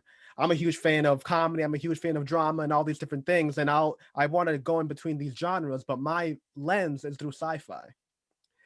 Mm-hmm. And one thing that I really liked that you talked about on one of during, I can't remember the name of the story, I'm sorry, but because the concept that was blowing me away was the Estonia history one, the 100-Year War, and the time and the time travel aspect that you did there. A thing that I love altogether is the history of history, right? It's the honest nonfiction version of it, but then also the fiction version of it, where you can start playing around with different ideas, like, oh, what would happen if there was an opposition here, or what would happen if, especially when you're able to fully understand, which again even goes back to what you're talking about with the football match, where it's knowing the full outcome of a war, or how things like interact. You can easily, as an author, pick just the most inconsequential event and alter that, and now you can create a whole different parallel universe adjacent to ours, and with a whole bunch of different characters, and you can just play around with it. One thing that I love is the whole idea of like Matter of England, the Matter of France, which is kind of the collective history of those countries, and it really highlights the aspect of what those cultures highlight. So in the Arthurian history, which is, you know, which is also a nickname for the Matter of England, is obviously kind of it brings a whole bunch of different kings into question. Well, like up in the matter that I don't know if Victoria is in there, but I know Elizabeth is in there. I know Henry's in there, but obviously one of the main ones is King Arthur. And obviously the main thing that is highlighted in King Arthur is the idea of chivalry, the idea of, you know, standing up for the weak, the idea of a communal thing, right? It's King Arthur and the Knights of the Round Table. It's not just one person, it's held by individual, divided by a group. Then you have the Matter of France, which is kind of helmed around the idea of Charlemagne and the whole like mythical things of that. And again, something that I love about that is that it's historical, but then it's shrouded in so much myth. So the moment you started talking about all these things with Russia, especially like your love of the Russia thing, I was just imagine something called the Matter of Russia. And as you were talking about, it's how cultures highlight certain different aspects, and how the Russian culture highlights a idea of strength above all. Imagine the Matter of Russia, where you kind of have this mythical, you know, the Tsar characters, and what I mean. If you're interested in mafia or anything like that, read up on what the Tsars did in order for power. it makes Queen Victoria look like, I don't even, like Paris Hilton. It's unreal. They're the level of blood that these people are about, and just the conviction of their ideas, of their morals, and honestly, their women are some of the most badassery things ever Mm, written. Just like yeah, they're the way the things that they do. yeah. I don't know if you're a fan of the Peaky Blinders, but I think they picked a really good time frame in order to kind of show everything. The show is based around gangs right after World War I in England. I mean, in Europe. Hmm. And I think it's a beautiful time frame because it really is. It does show just how much World War I, like how obvious World War II was after World War I. Like World War I just left a whole bunch of wounds open, and you can't Mm, just, and they no, no lubricant was used. Nobody put any alcohol in the wounds. They just left it open, and mm, so it was kind of obvious that World War II was going to be bubbling right after that. So I mean, just again, the whole history of that, it almost inspires me. I would love to like collaborate on something, just that type of idea of a historical fiction and bringing in these all different ideas. Is that something that you yourself are really interested? Are you a fan of history? Are you a history buff? What do you say? um, not so much. I mean, it comes to mind. I'm not really going to. I won't mention the title, but it's like so. I worked as a my publisher uh, Hatton. So I've published a couple of authors' work, but this one author, it's kind of his. It's a friend of my editor. So an older guy. This is his, one big work, and he's a massive history buff. Loves trains, so he's not the guy who reviewed my first book. Uh, So he but says. yeah, yeah, yeah. So I worked through his whole book as copy editor. It took hours, which he paid me to do, and I've published it and helping get on Amazon. But his whole take on, and it was a complete. I mean, to the point of like, like we talked about detail earlier. This is like a number 10 description guy because he like Okay, yeah. not in terms of describing features, but like just describing the world. So his whole premise was it's called the Millennium. I think the book's called the Millennium Bug. That's right. So it happened on the year 2000. So this is how long he's been writing the book. We published it Wow. last year, the year before, maybe. I mean, he's a guy. I think he's in his late 70s, 80s. And it was the concept that as the year 2000 comes around, someone goes back to year 1900, goes back 100 years, and is able to stop the assassination of the Archduke. Oh And my God. so he retells the whole of the 20th century to the point where and he's a train thing, so this comes into it. In his theory, I mean, he has the monarchy, he has how Elizabeth never comes to England, never the Queen because she's in, like he lists all the archdukes, all the monarchs of all across Europe and the royal families and how they're all in place. Rothschilds, the biggest banking empire ever. Yeah, and because he's this train thing, he points out that it was only the World War that pushed aviation on. So there are no commercial flights. Commercial airlines never happen because Space flight. yeah, and well, I don't think he talks much about space at all. But people travel by train across Europe because you never had the war to really push engines Internet. and That was a World War II invention. it was like, but this was it's a completely like. So I was having to go through that as an editor, and he's listing kings, he's listing their reigns and everything, and it's like, oh my goodness, this is like it I mean, it's crazy, and it's obviously it's just changing one tiny thing. It's something you said earlier, the idea that if this duke didn't die, then the war. I think it's his personal belief of like the war was just a travesty and should never have happened, and actually that everything would have been so different. Yeah, 100%. It's a complete. So it's an interesting thing. I think it was something like I talk about my first book being long. I think it was over 200,000 words. Oh, it's a big book. But you got to break that up into parts, man. yeah. I mean, it's a long one, but I think he tells it in 2 times. So it was someone reading his grandfather's diary or something, and his memories of the two different times, because obviously Oh the kids man, that's good. only knew it one way, and they were going to some, it was anyway interesting. So so history for me, I think what I did is, so when I wrote The Songbirds, which is what you mentioned earlier, that this Estonian book, because I live here, and I mean it was fascinating. So I was, one lady who she read an early copy, I was able to interview her a bit. So she was actually one of the evacuees as a young girl who had to flee Estonia and went to live in Canada and grew up there, and had recently, within the last few years, moved back to Estonia. So an older lady in her 70s, 80s, who kind of knew it all. She read it. She said it brought her to tears, because it was like, it just was taking her back. And and so I was able to get like first-hand account of these type of people. So it's the most research I've ever done on any book, because obviously I had to get the history correct. This is the backdrop. It's not the story, but I'm telling the story of 100 years of Estonia. And again, some of my team, they thanked me for the book, because I think what often, one thing we've learned living in different countries is you see the world through their eyes. You see the world through that. So for Estonians, while Europe celebrates victory in the end of war in 1945, for Estonians it's this beginning of occupation. Mm-hmm. So in the Estonian mindset, they were waiting for Europe to come and rescue them, and Europe never did. And it's like this whole mindset of what we think is peace is actually occupation for another country. And it's like, because obviously the way Europe was divided up between Russia and the West. Mm-hmm. Well, history's written by the victors. Yeah, because Estonia had been a free country.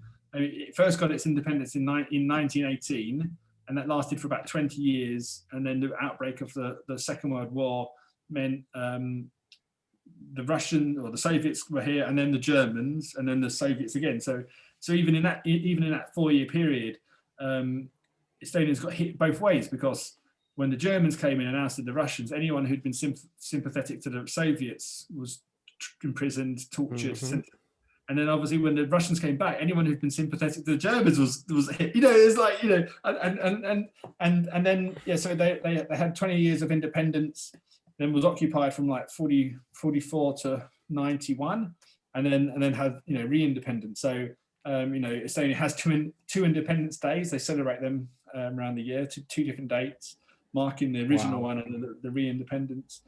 And and it's just fascinating. So for that, definitely had to get the history right. I didn't want to get it something wrong, and I also didn't want to do Estonian injustice.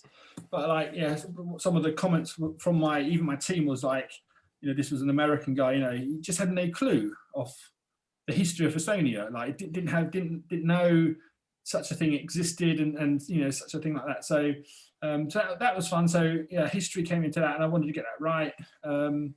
And Estonians were very helpful, trying to get give me information and stuff, and the museums and stuff. So that was fun. And I think I did research a bit about the Tsars for the Hunt series, because the final book is actually called The Lost Tsar. So I kind of bring it full circle and make a credible link to a living Tsar who's still alive from the Roman Alexander. Empire. Yeah, well, it comes through the daughter. Yeah, it comes through the Anastasia. But it was very famous family. And obviously there's lots of conspiracy theories, and there is obviously I looked into that, and there are the two children were buried separately to the others, and it's obviously very gruesome how they were killed and bayoneted and all that in that small space. But they dusted their bones. That's how crazy the Russians are. Yeah, they got rid of them permanently. I mean, they erased them from history. That's the thing.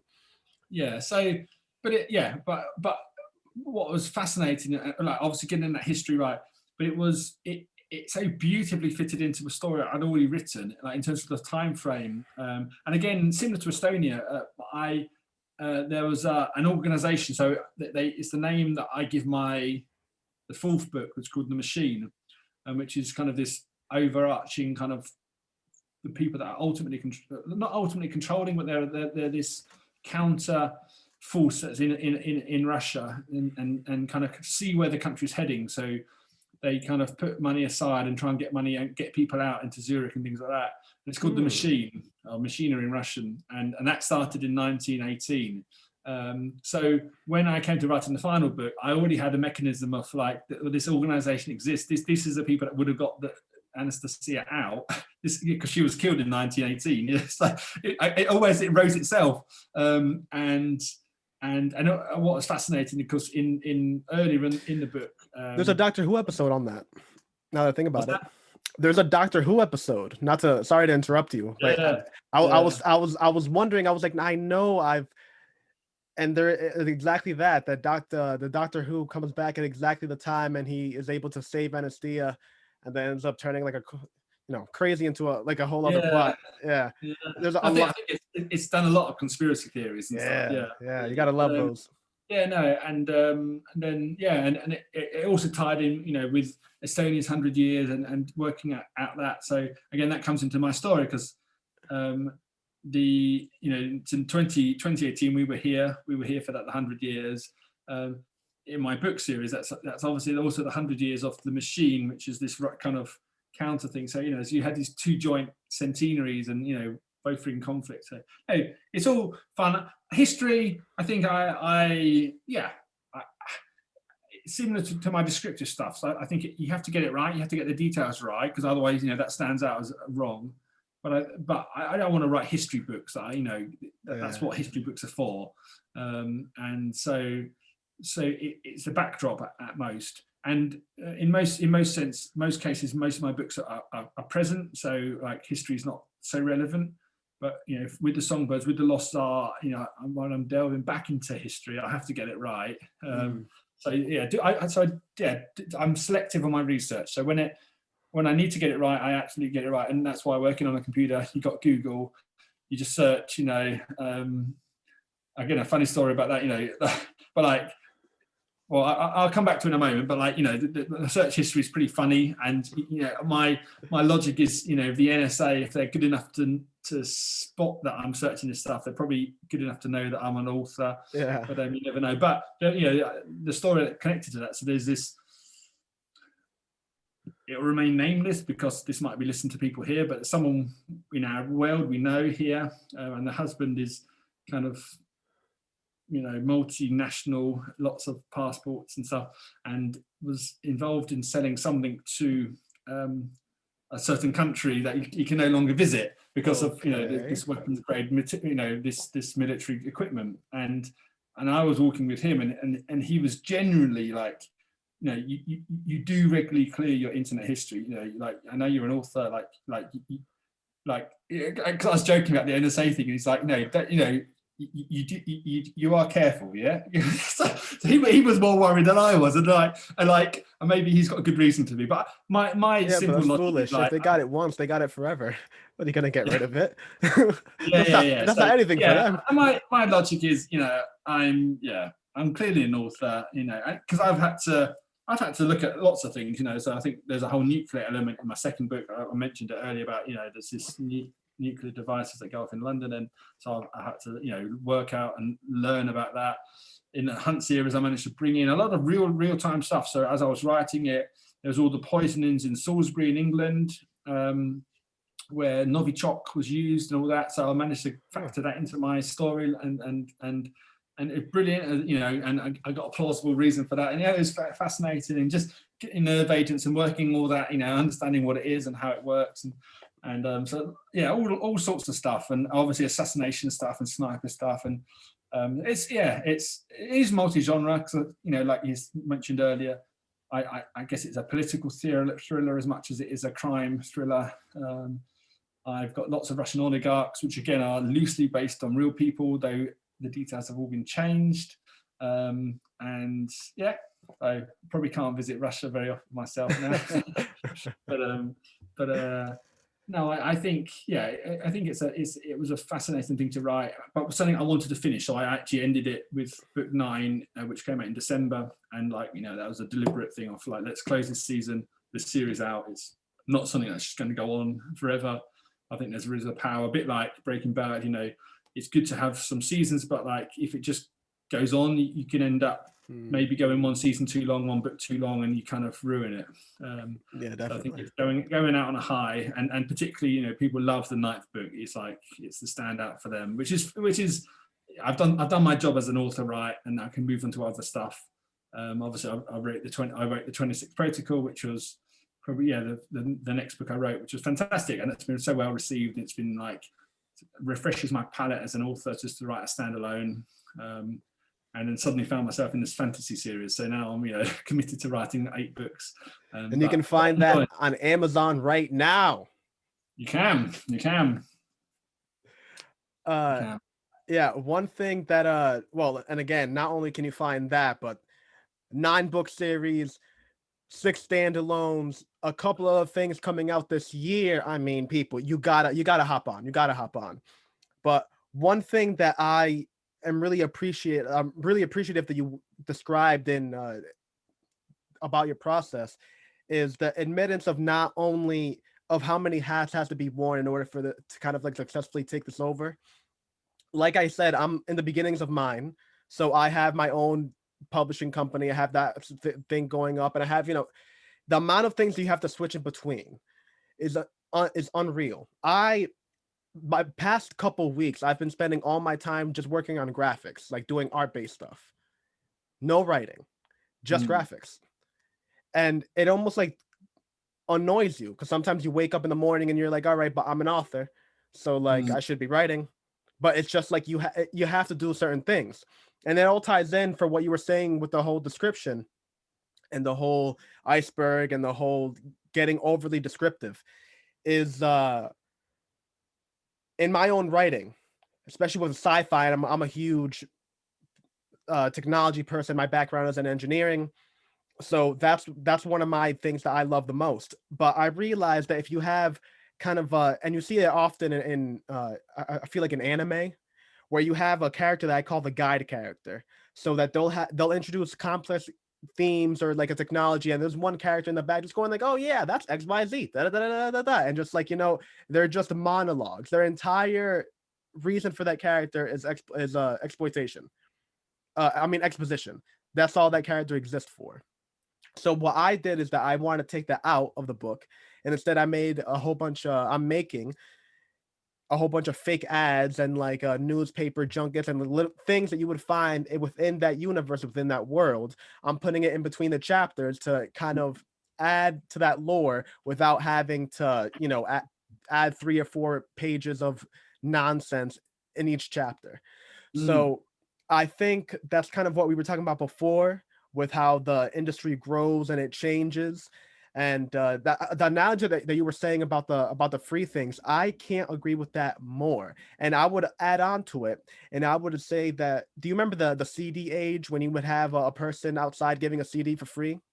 Now imagine, do you remember what you did with those CDs? Because I remember using those for frisbees. Yeah. So even if a CD was like $2 that I got off a in a yard sale, I'm gonna listen to that. I just put that's $2 compared to a fresh CD with would have been what, $14, $19 back in my day. Yeah. I just paid $2 compared to that, and I'm still gonna listen to it because those $2 have a value. Whereas free is like free. There's not much of a value in free. So I completely agree with that. I think those $1 sales are great, but it has to be something. I would sooner put my book for 25 cents than I would for free. Much sooner. It is fascinating. I mean, and even so, something I've been doing. I mean, I'm kind of running a loss at the moment, but with this new book, it's in America. I think it's $3.99. It's not huge, but it's not discounted. It's come out at what is, I think, my standard full price.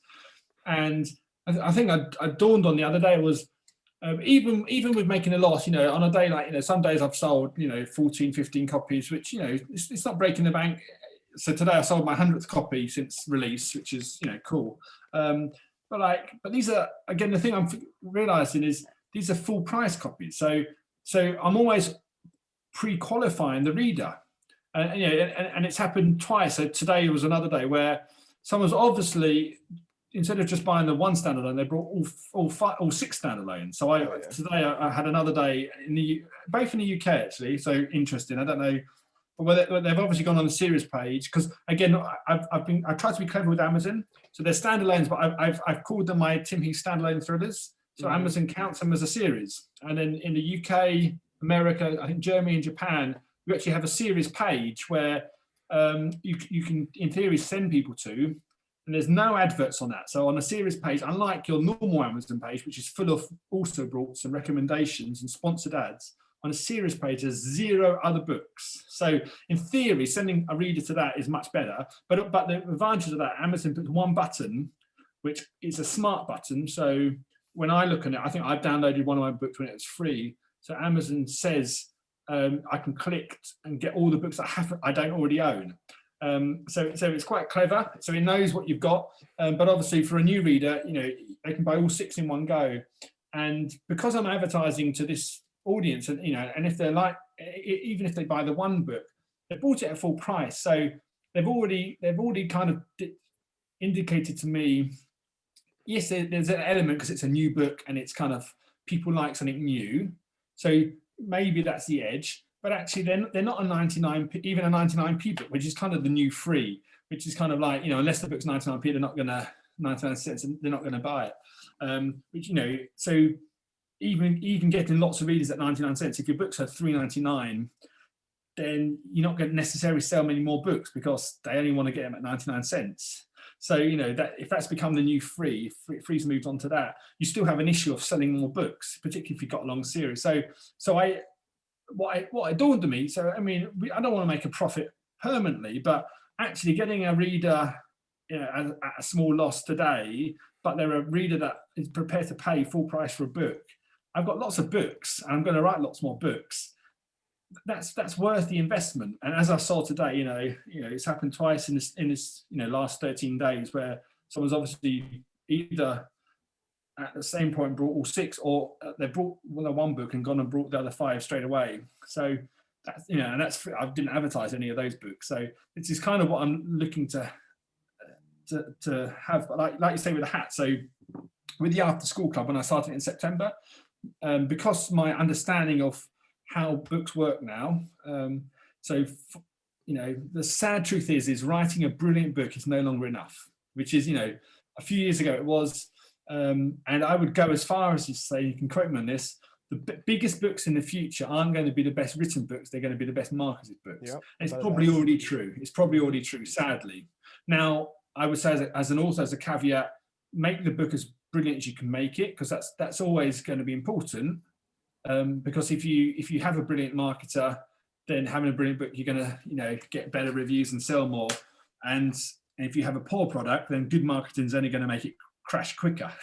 But having having a beautifully crafted book, and sadly, is not enough. People aren't going to see it. There is just no discoverability anymore. I mentioned running. I set up a pen name, and I've got 4 books under that. It has 0 page read. All my books are in KU, so in theory they can be discovered. No one reads it. No one sees it because I don't do anything with it. So the sad truth is that this is where we're at. It's either really clever marketing from Amazon and Facebook and things like that, because they've created these amazing platforms that everyone's on, and I put Facebook in that because they're basically a huge advertising thing. And on my Facebook audience, I've got I think 2,500 or something like that, which I've had for ages. Now, if I put a post to them, only about 100 see it. So even Facebook, it was all free, and it is free. But now there's walls have gone up. So to reach the people that are inside your fan base, you've got to pay. And obviously, Facebook advertising is quite effective because so many people are on Facebook. You can be quite specific. So I'm running ads at the moment, which is targeted to one country. Quite niche, dystopian, a certain age group. And I can kind of focus on a few 100,000 people, and that's a good number for Facebook to advertise to. So there's bonuses on that, but same with Amazon. It's a search engine, so there's a lot of noise out there. So yeah, it is hard. So at the moment, my sole hat is marketing. So I'm not writing at the moment, and the money I got from the after school club was, I started the club with the expressed thing of I need a supplementary income. I need, like, gambling money I can afford to lose, that we, that's separate to our home income money. Mm-hmm. And so so I started that, and after school clubs are actually ridiculously lucrative. I think my best month, I worked out the actual hourly rate was something like $180 and €80 an hour, which is like, when I look at running an after school club. What do you mean?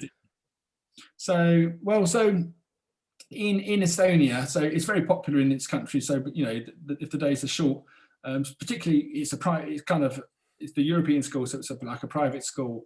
Is there are clubs that are available, so the kids don't have to leave too early, and the stuff that people from outside can come into the school and run a club. So I run a storytelling club, which is 45 minutes twice a week, and they pay a monthly cost to come to it.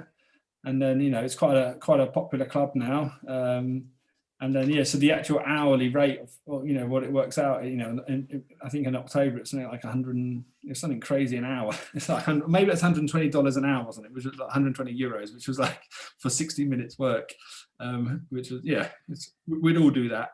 I'm reading my story. I'm obviously, sharing the gift of storytelling and doing some creative stuff. But it's a lot of fun, and it gets me out.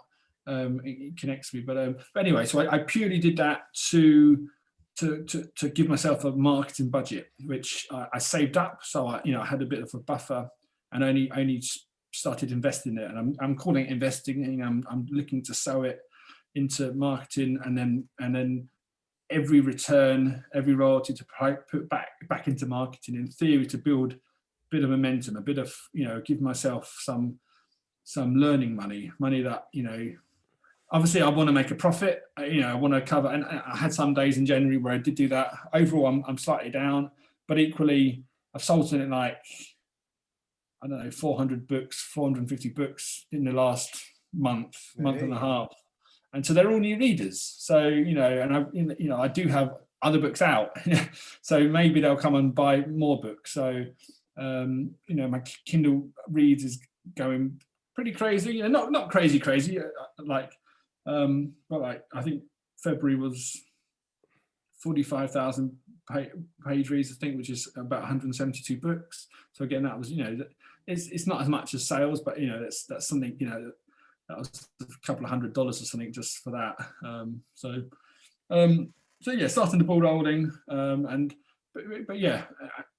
but having a game plan. So it was specifically, so this is where actually having a job and writing is not necessarily a bad thing if you can section some of that income off and say, okay, this is what I'm going to use to market, because it's kind of like the theory is that at some point this will have its energy of its own, as readers come back and if they're in a series, if they work through, if they want other books, so I will, maybe it's a conversation we'll have to have in the future, but I'm hoping in a couple of months' time to start seeing the full circle of that. I've seen it a little bit, today someone, clearly the same person, they've gone out and brought all the individual books, all my individual standalones. So and that can only have come about because of this one advert for this new book, and they've either liked it and brought the other 5, or they've gone and brought all 6 at once, just because they like standalone. So I'm getting small victories, but it's hard. It's hard. And 2 things I wanted to say before we run out of time. So one thing you said about that feeling that pressure. You're writing, about to publish your first book. I think it's a general life skill in the sense of there's a huge thing to doing something for the first time. So whether it's writing a book, whether it's jumping out an aeroplane or something, once you've done something once, you can do it. And for me, that changed something in my mind once you've actually completed it. So yes, it's taken you 6 years. You don't have to fret about how long the next one's going to take you, but because in yourself, you're no longer a would-be writer. You're a published author. And so when you approach the second time round, well, you'll hit those doubts and those hard times, absolutely. But you've done it. It's something you've done. We've moved nations twice already. UK to Russia to Estonia. We want to move again to the sunshine at some point. But like after that first time, we're moving with young kids. It's crazy. We're moving across continent back into Europe, continental borders. But we knew we could do it, and this is what we do. So the idea of moving a third time to another nation, well, we know we can do it. It's fine. If we've done it once, we've done it twice. So I would say that that does carry weight. I think you see it in sports teams. I don't know if you're a sports fan, but if a team wins a championship and it's the first time, the second one's not as hard because it's like they've done it once, and suddenly you see this generation of a certain team who dominates for a while but they get that first breakthrough and then it comes. So I would say, yeah, that's definite thing for that. There was something else. I can't quite remember what it was now.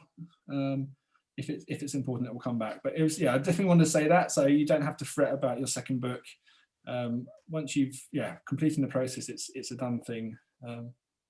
I like that. I like that mentality a lot. I mean, like I said, easily about 85% of what you said has felt like a B12 shot right to the veins. 3 Red Bulls. I mean, pumped. One thing that I wanna switch on to, and if you wouldn't mind, I see behind you, I think you have a couple of your books in that bookshelf. Am I wrong? The top shelf? Yeah. So what I'm gonna do is we're gonna do the share screen into the websites and all that, and get into the whole marketing aspect of it. And as I do that, if you wouldn't mind grabbing a couple of those to kind of do a little catwalk for the people. Okay. All right. Let me switch off to the share screen. And as you can see here, we have the whole Tim Heath catalog. We have The Hunt. We have The Poison. Well, this is all within the Hunt series. 26 Protocol right here, the top book released. I was about to say this month. No, we're in March now. Just last month, February 17th. This year, again, beautiful cover. Let's check that out. Look at that.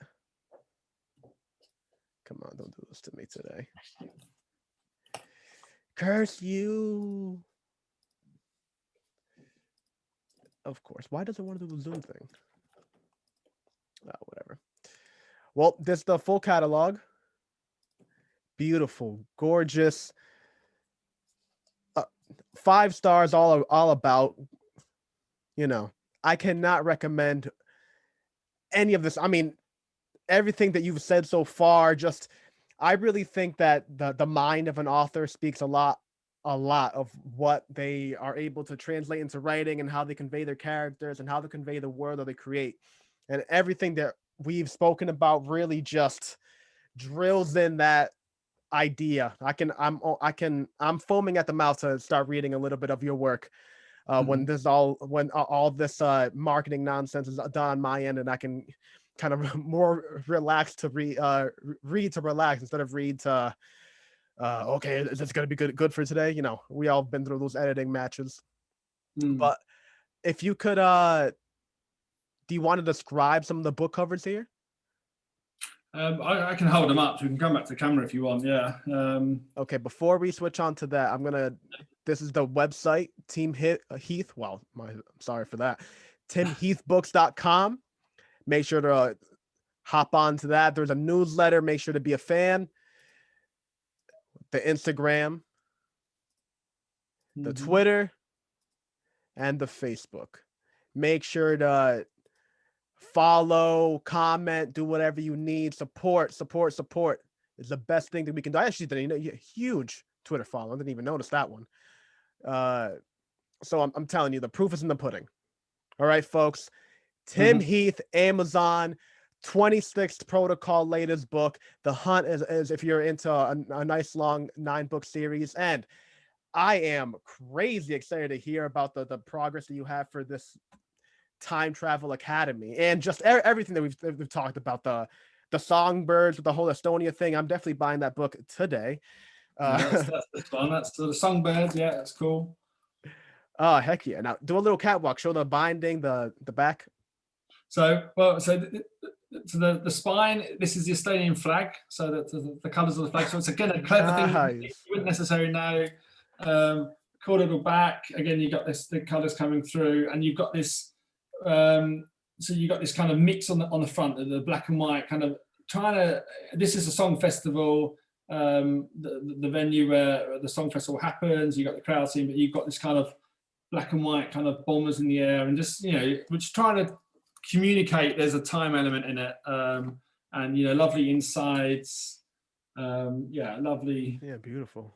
typeface and stuff, and it's cool, and so this is a good one. Happy about that. This is actually an older version. I don't think I've got any of the new versions with the logo one, but all my books now have like this lovely logo, which you see on the back. What is the name of your publishing company?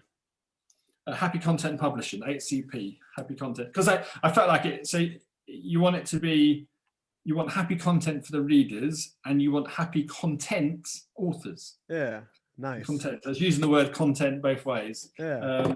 And my first standalone Russian one, the tablet, which this is still the original picture that my designer did. The book starts with basically kind of a murder in St. Petersburg, a guy working on a tablet device in the Summer Gardens, which was just up the road from where we lived.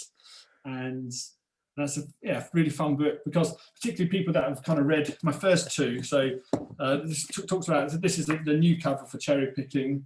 I won't show you the old one, but you can probably see it online somewhere. It's probably on Goodreads, an older version. So this is like the time element. This is kind of like the time travel bit. And this is a nice thick one. And then The Last Prophet, which is the second one. Again, I found this image. I put this together myself. Beautiful, like kind of, because you have a helicopter in the book, and you have like basically satellites. So someone managed to weaponize these nuclear satellites that are launched by kind of European, British kind of collective, and they hijack them, turn them around as bombs, and land them in London. And kind of it sets up a whole nuclear chain reaction, and the guy wakes up kind of with his vision. It's quite clever, but like kind of wakes up, and what he thinks is premonitions about a future is actually the world that's happened, and they need him to do something that only he's able to do. So it's quite a clever, it unfolds and stuff. It's quite interesting.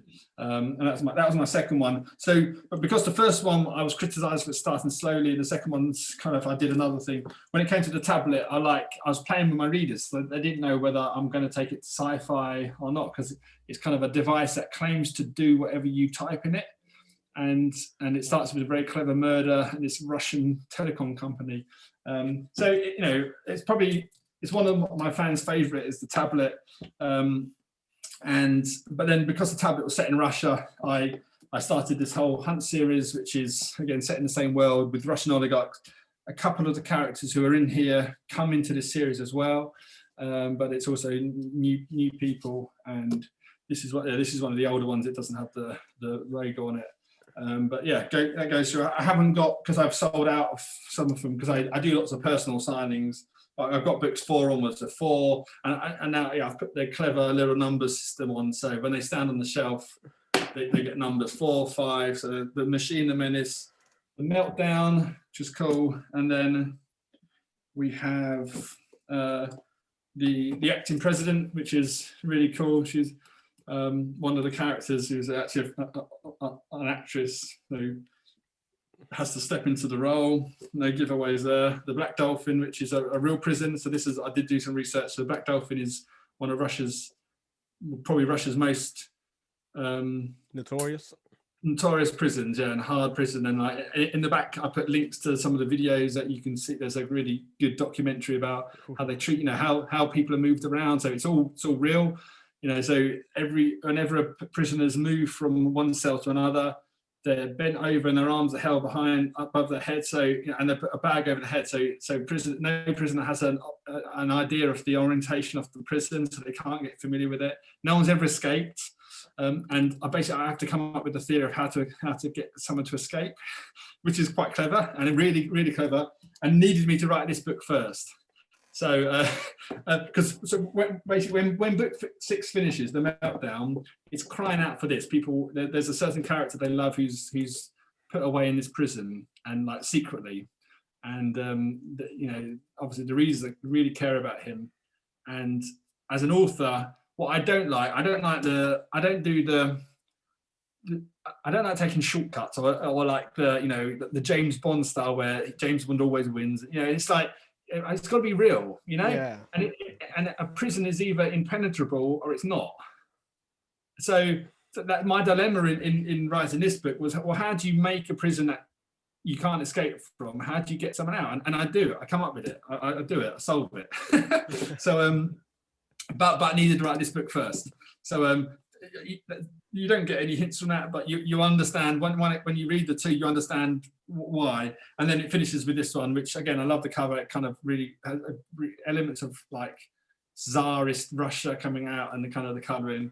Love it. And then I haven't actually, I'm still waiting. It might have arrived as we were on this call.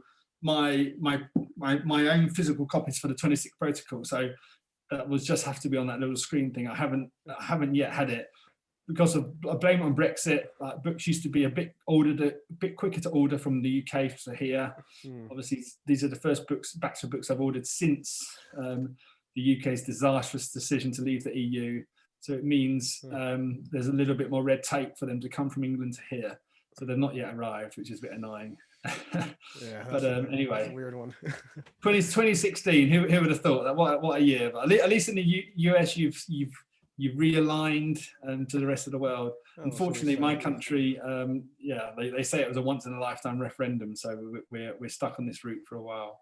Well, I really don't think that's like a side thing. I really don't think that the color of the tie really determines much. It's just one side seems more brashiant about what they're going to do, and the other side seems a little more like still going to do it, but just in a nicer way, I guess. We won't get onto politics then. It's like it's. Oh no, yeah. I usually keep keep politics way out of this. Yeah. What I would say though is just I love the way that everything has been written, like the way you described everything, the way that you have the lens for all your characters and all the events that you transcribe. I mean, 20 books, and I'm generally each single one that you just describe and show the cover of. It really is something that pulls you into the plot. I cannot recommend your writing to any more than I already have, and I think that this conversation really drives that idea home. So do me a favor, check out the Amazon, check out the Facebook, the Twitter, the Instagram, do what you got to do. Do you have any final thoughts before we wrap up this episode? No, I think thank you for having me. It's been fantastic to come on and be a guest, having listened to some of your stuff. And yeah, I just think, I mean, creativity. So one final thought just on creativity. So I think as creatives, we flavor stuff different, but I think last year I surprised myself in terms of how creative. So like, so this little, if you're on YouTube, so this little bookshelf is something I created myself. So during lockdown, because we were putting our roots down here for a bit longer, we had wondered if it was time to move on. Pandemic helped us realize it's better to stay here. So I redid the whole entire apartment. Now a bit like my first book, I'd never properly done stuff before, but like you'll see, on my website there is I think it's Tim's Creations in Woods. I've written 2 of the projects up. So the girls' room, which I totally transformed, raised their beds, built desks underneath. So this was just an offcut, and these bookends were offcuts. But this is now my beautiful author shelf. So this is where my books go on. And then videos I haven't put up is I built our own bed from scratch. I just designed, like, again, I'm not an engineer, but I came up with an idea to design and make a perfect bed and made it bespoke. I built an island in our kitchen, and that's transformed us. So it's our game station. So I can stand up. I'm quite tall. It doesn't probably come up on the video, but I'm like 6'4", and so for me, I like to kind of write and work at a certain height. And so normal kitchen units are quite low, and so I just saw in creativity, it just made me realize that creativity can't just be boxed. Even for me, it can't just be boxed of just writing books, because I can be very creative in wood, and it kind of makes sense, because it's like, why, if I can come up with really interesting stories, because why I put it on my website and why I mention it now is I call it like, if my books were made of wood, this is what they would look like. So when you see the girl's bedroom, my daughter's bedroom, how there's little cubby holes, so I built in little secret things that only they know into their thing, so that they've got some fun little hiding places and stuff. Like just things like that. I just designed it and came up with it, and I love wood, and so my little shelf. This was a gift artist picture as well, which is again real inspiration for me. It feels like my family. I know they're behind me, and it's nice to I get to work in front of this picture of this beautiful family photo. So so I think the whole creative thing, even creative in your podcast, how you interview, how you talk, how you draw out your enthusiasm. I think creativity is this. It's an enigma. It's something beyond just one specific discipline. Writing or interviewing or painting or because is that a stained glass or a painting? It's a beautiful it's a painting. These are my paintings, and these your painting. Well, there you go. And that's a metal. I can't. It's attached on there, but that's a metal. It's like a kind of like a bookmark that I made. I engraved with a laser. There you go. So there you go. Creativity. So creativity knows no bounds, and it's fantastic to kind of talk about creativity, and we're talking about books in this context, but it really I think it's this. There's a huge energy, huge power in it, and I mean I mentioned it a little bit. I'm a Christian, so I find that I draw real strength on that in terms of thinking about I believe obviously God created everything. So God, at his heart, God is a creator. So I think creativity is part of the very core of existence.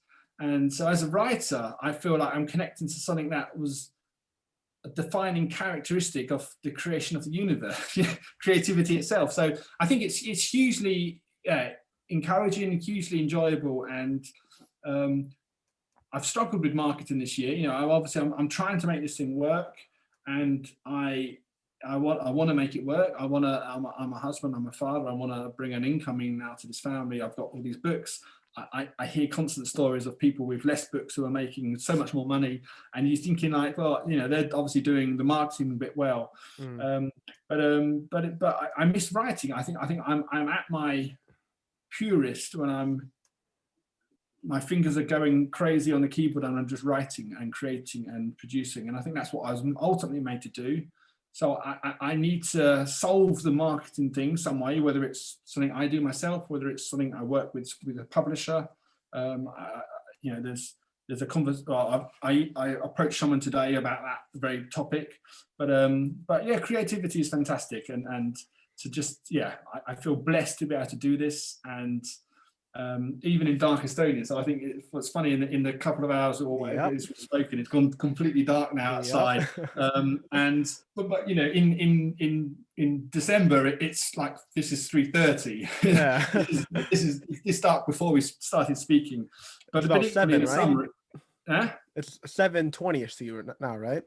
Oh, is it? Wow, yeah, it probably is. Yeah. Yeah, it's 7:20 now. Yeah, so but in June, it won't even get this at midnight. So it's the full extreme. So, but creativity and writing. So isn't that a beautiful feeling? Like the feeling that you're truly doing something that, because I agree with you 100%. I think I've spoken about it in my first couple podcasts, but the idea of mastery of becoming a master at something is 10,000 hours. Now, if you math out how long a regular lifetime is with, starting at 10, because I'm not going to assume that you start being a prolific whatever you are at before 10, and Mhm. assuming you stop working about your 70s, and you take everything out of like, using the bathroom, work, you math out Yeah. sleep and all things like that, you still have time in a regular lifetime to be master of at least 30 things. And Wow. people Okay. die. Yeah, and people die. And the real number is 52, but that's being like perfect. So like still I think 30 is a good number.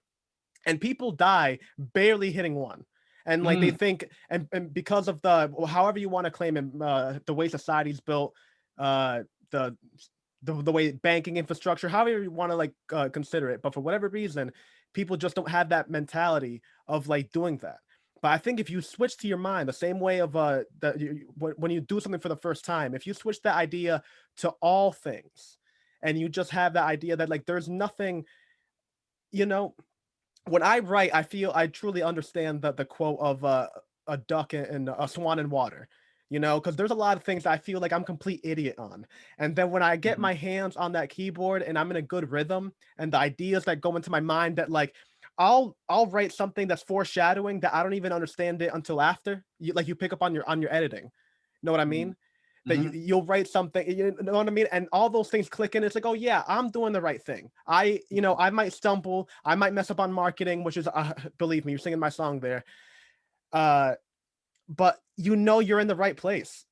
There's a quote, I can't really say. I was born religious, Catholic, Roman Catholic, and just throughout my own experiences of life, kind of drifted away from it, but I never knocked it.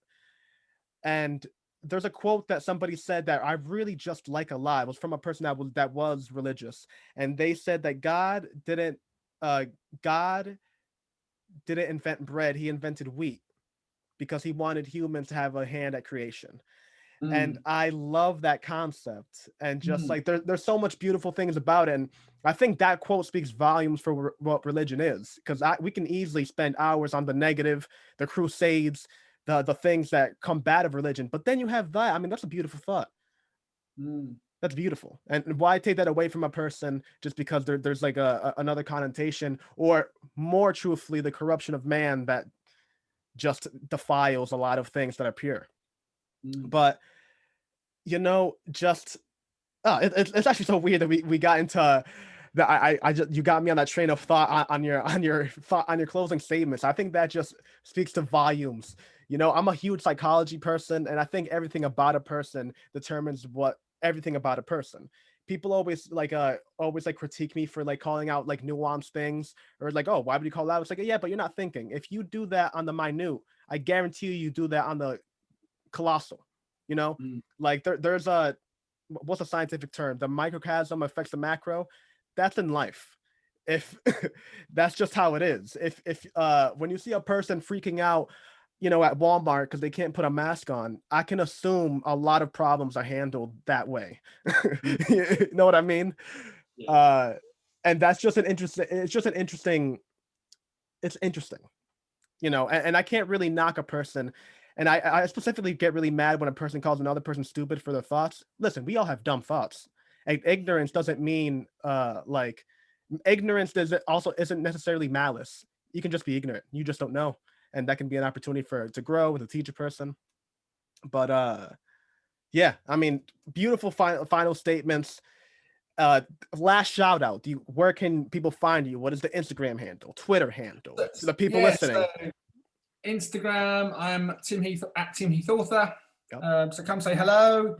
I'll share this video when it goes live, and so come if you've watched it, come say hello and hang out there. I'm Tim Heath Author on Facebook as well. Twitter is Tim Heath Books.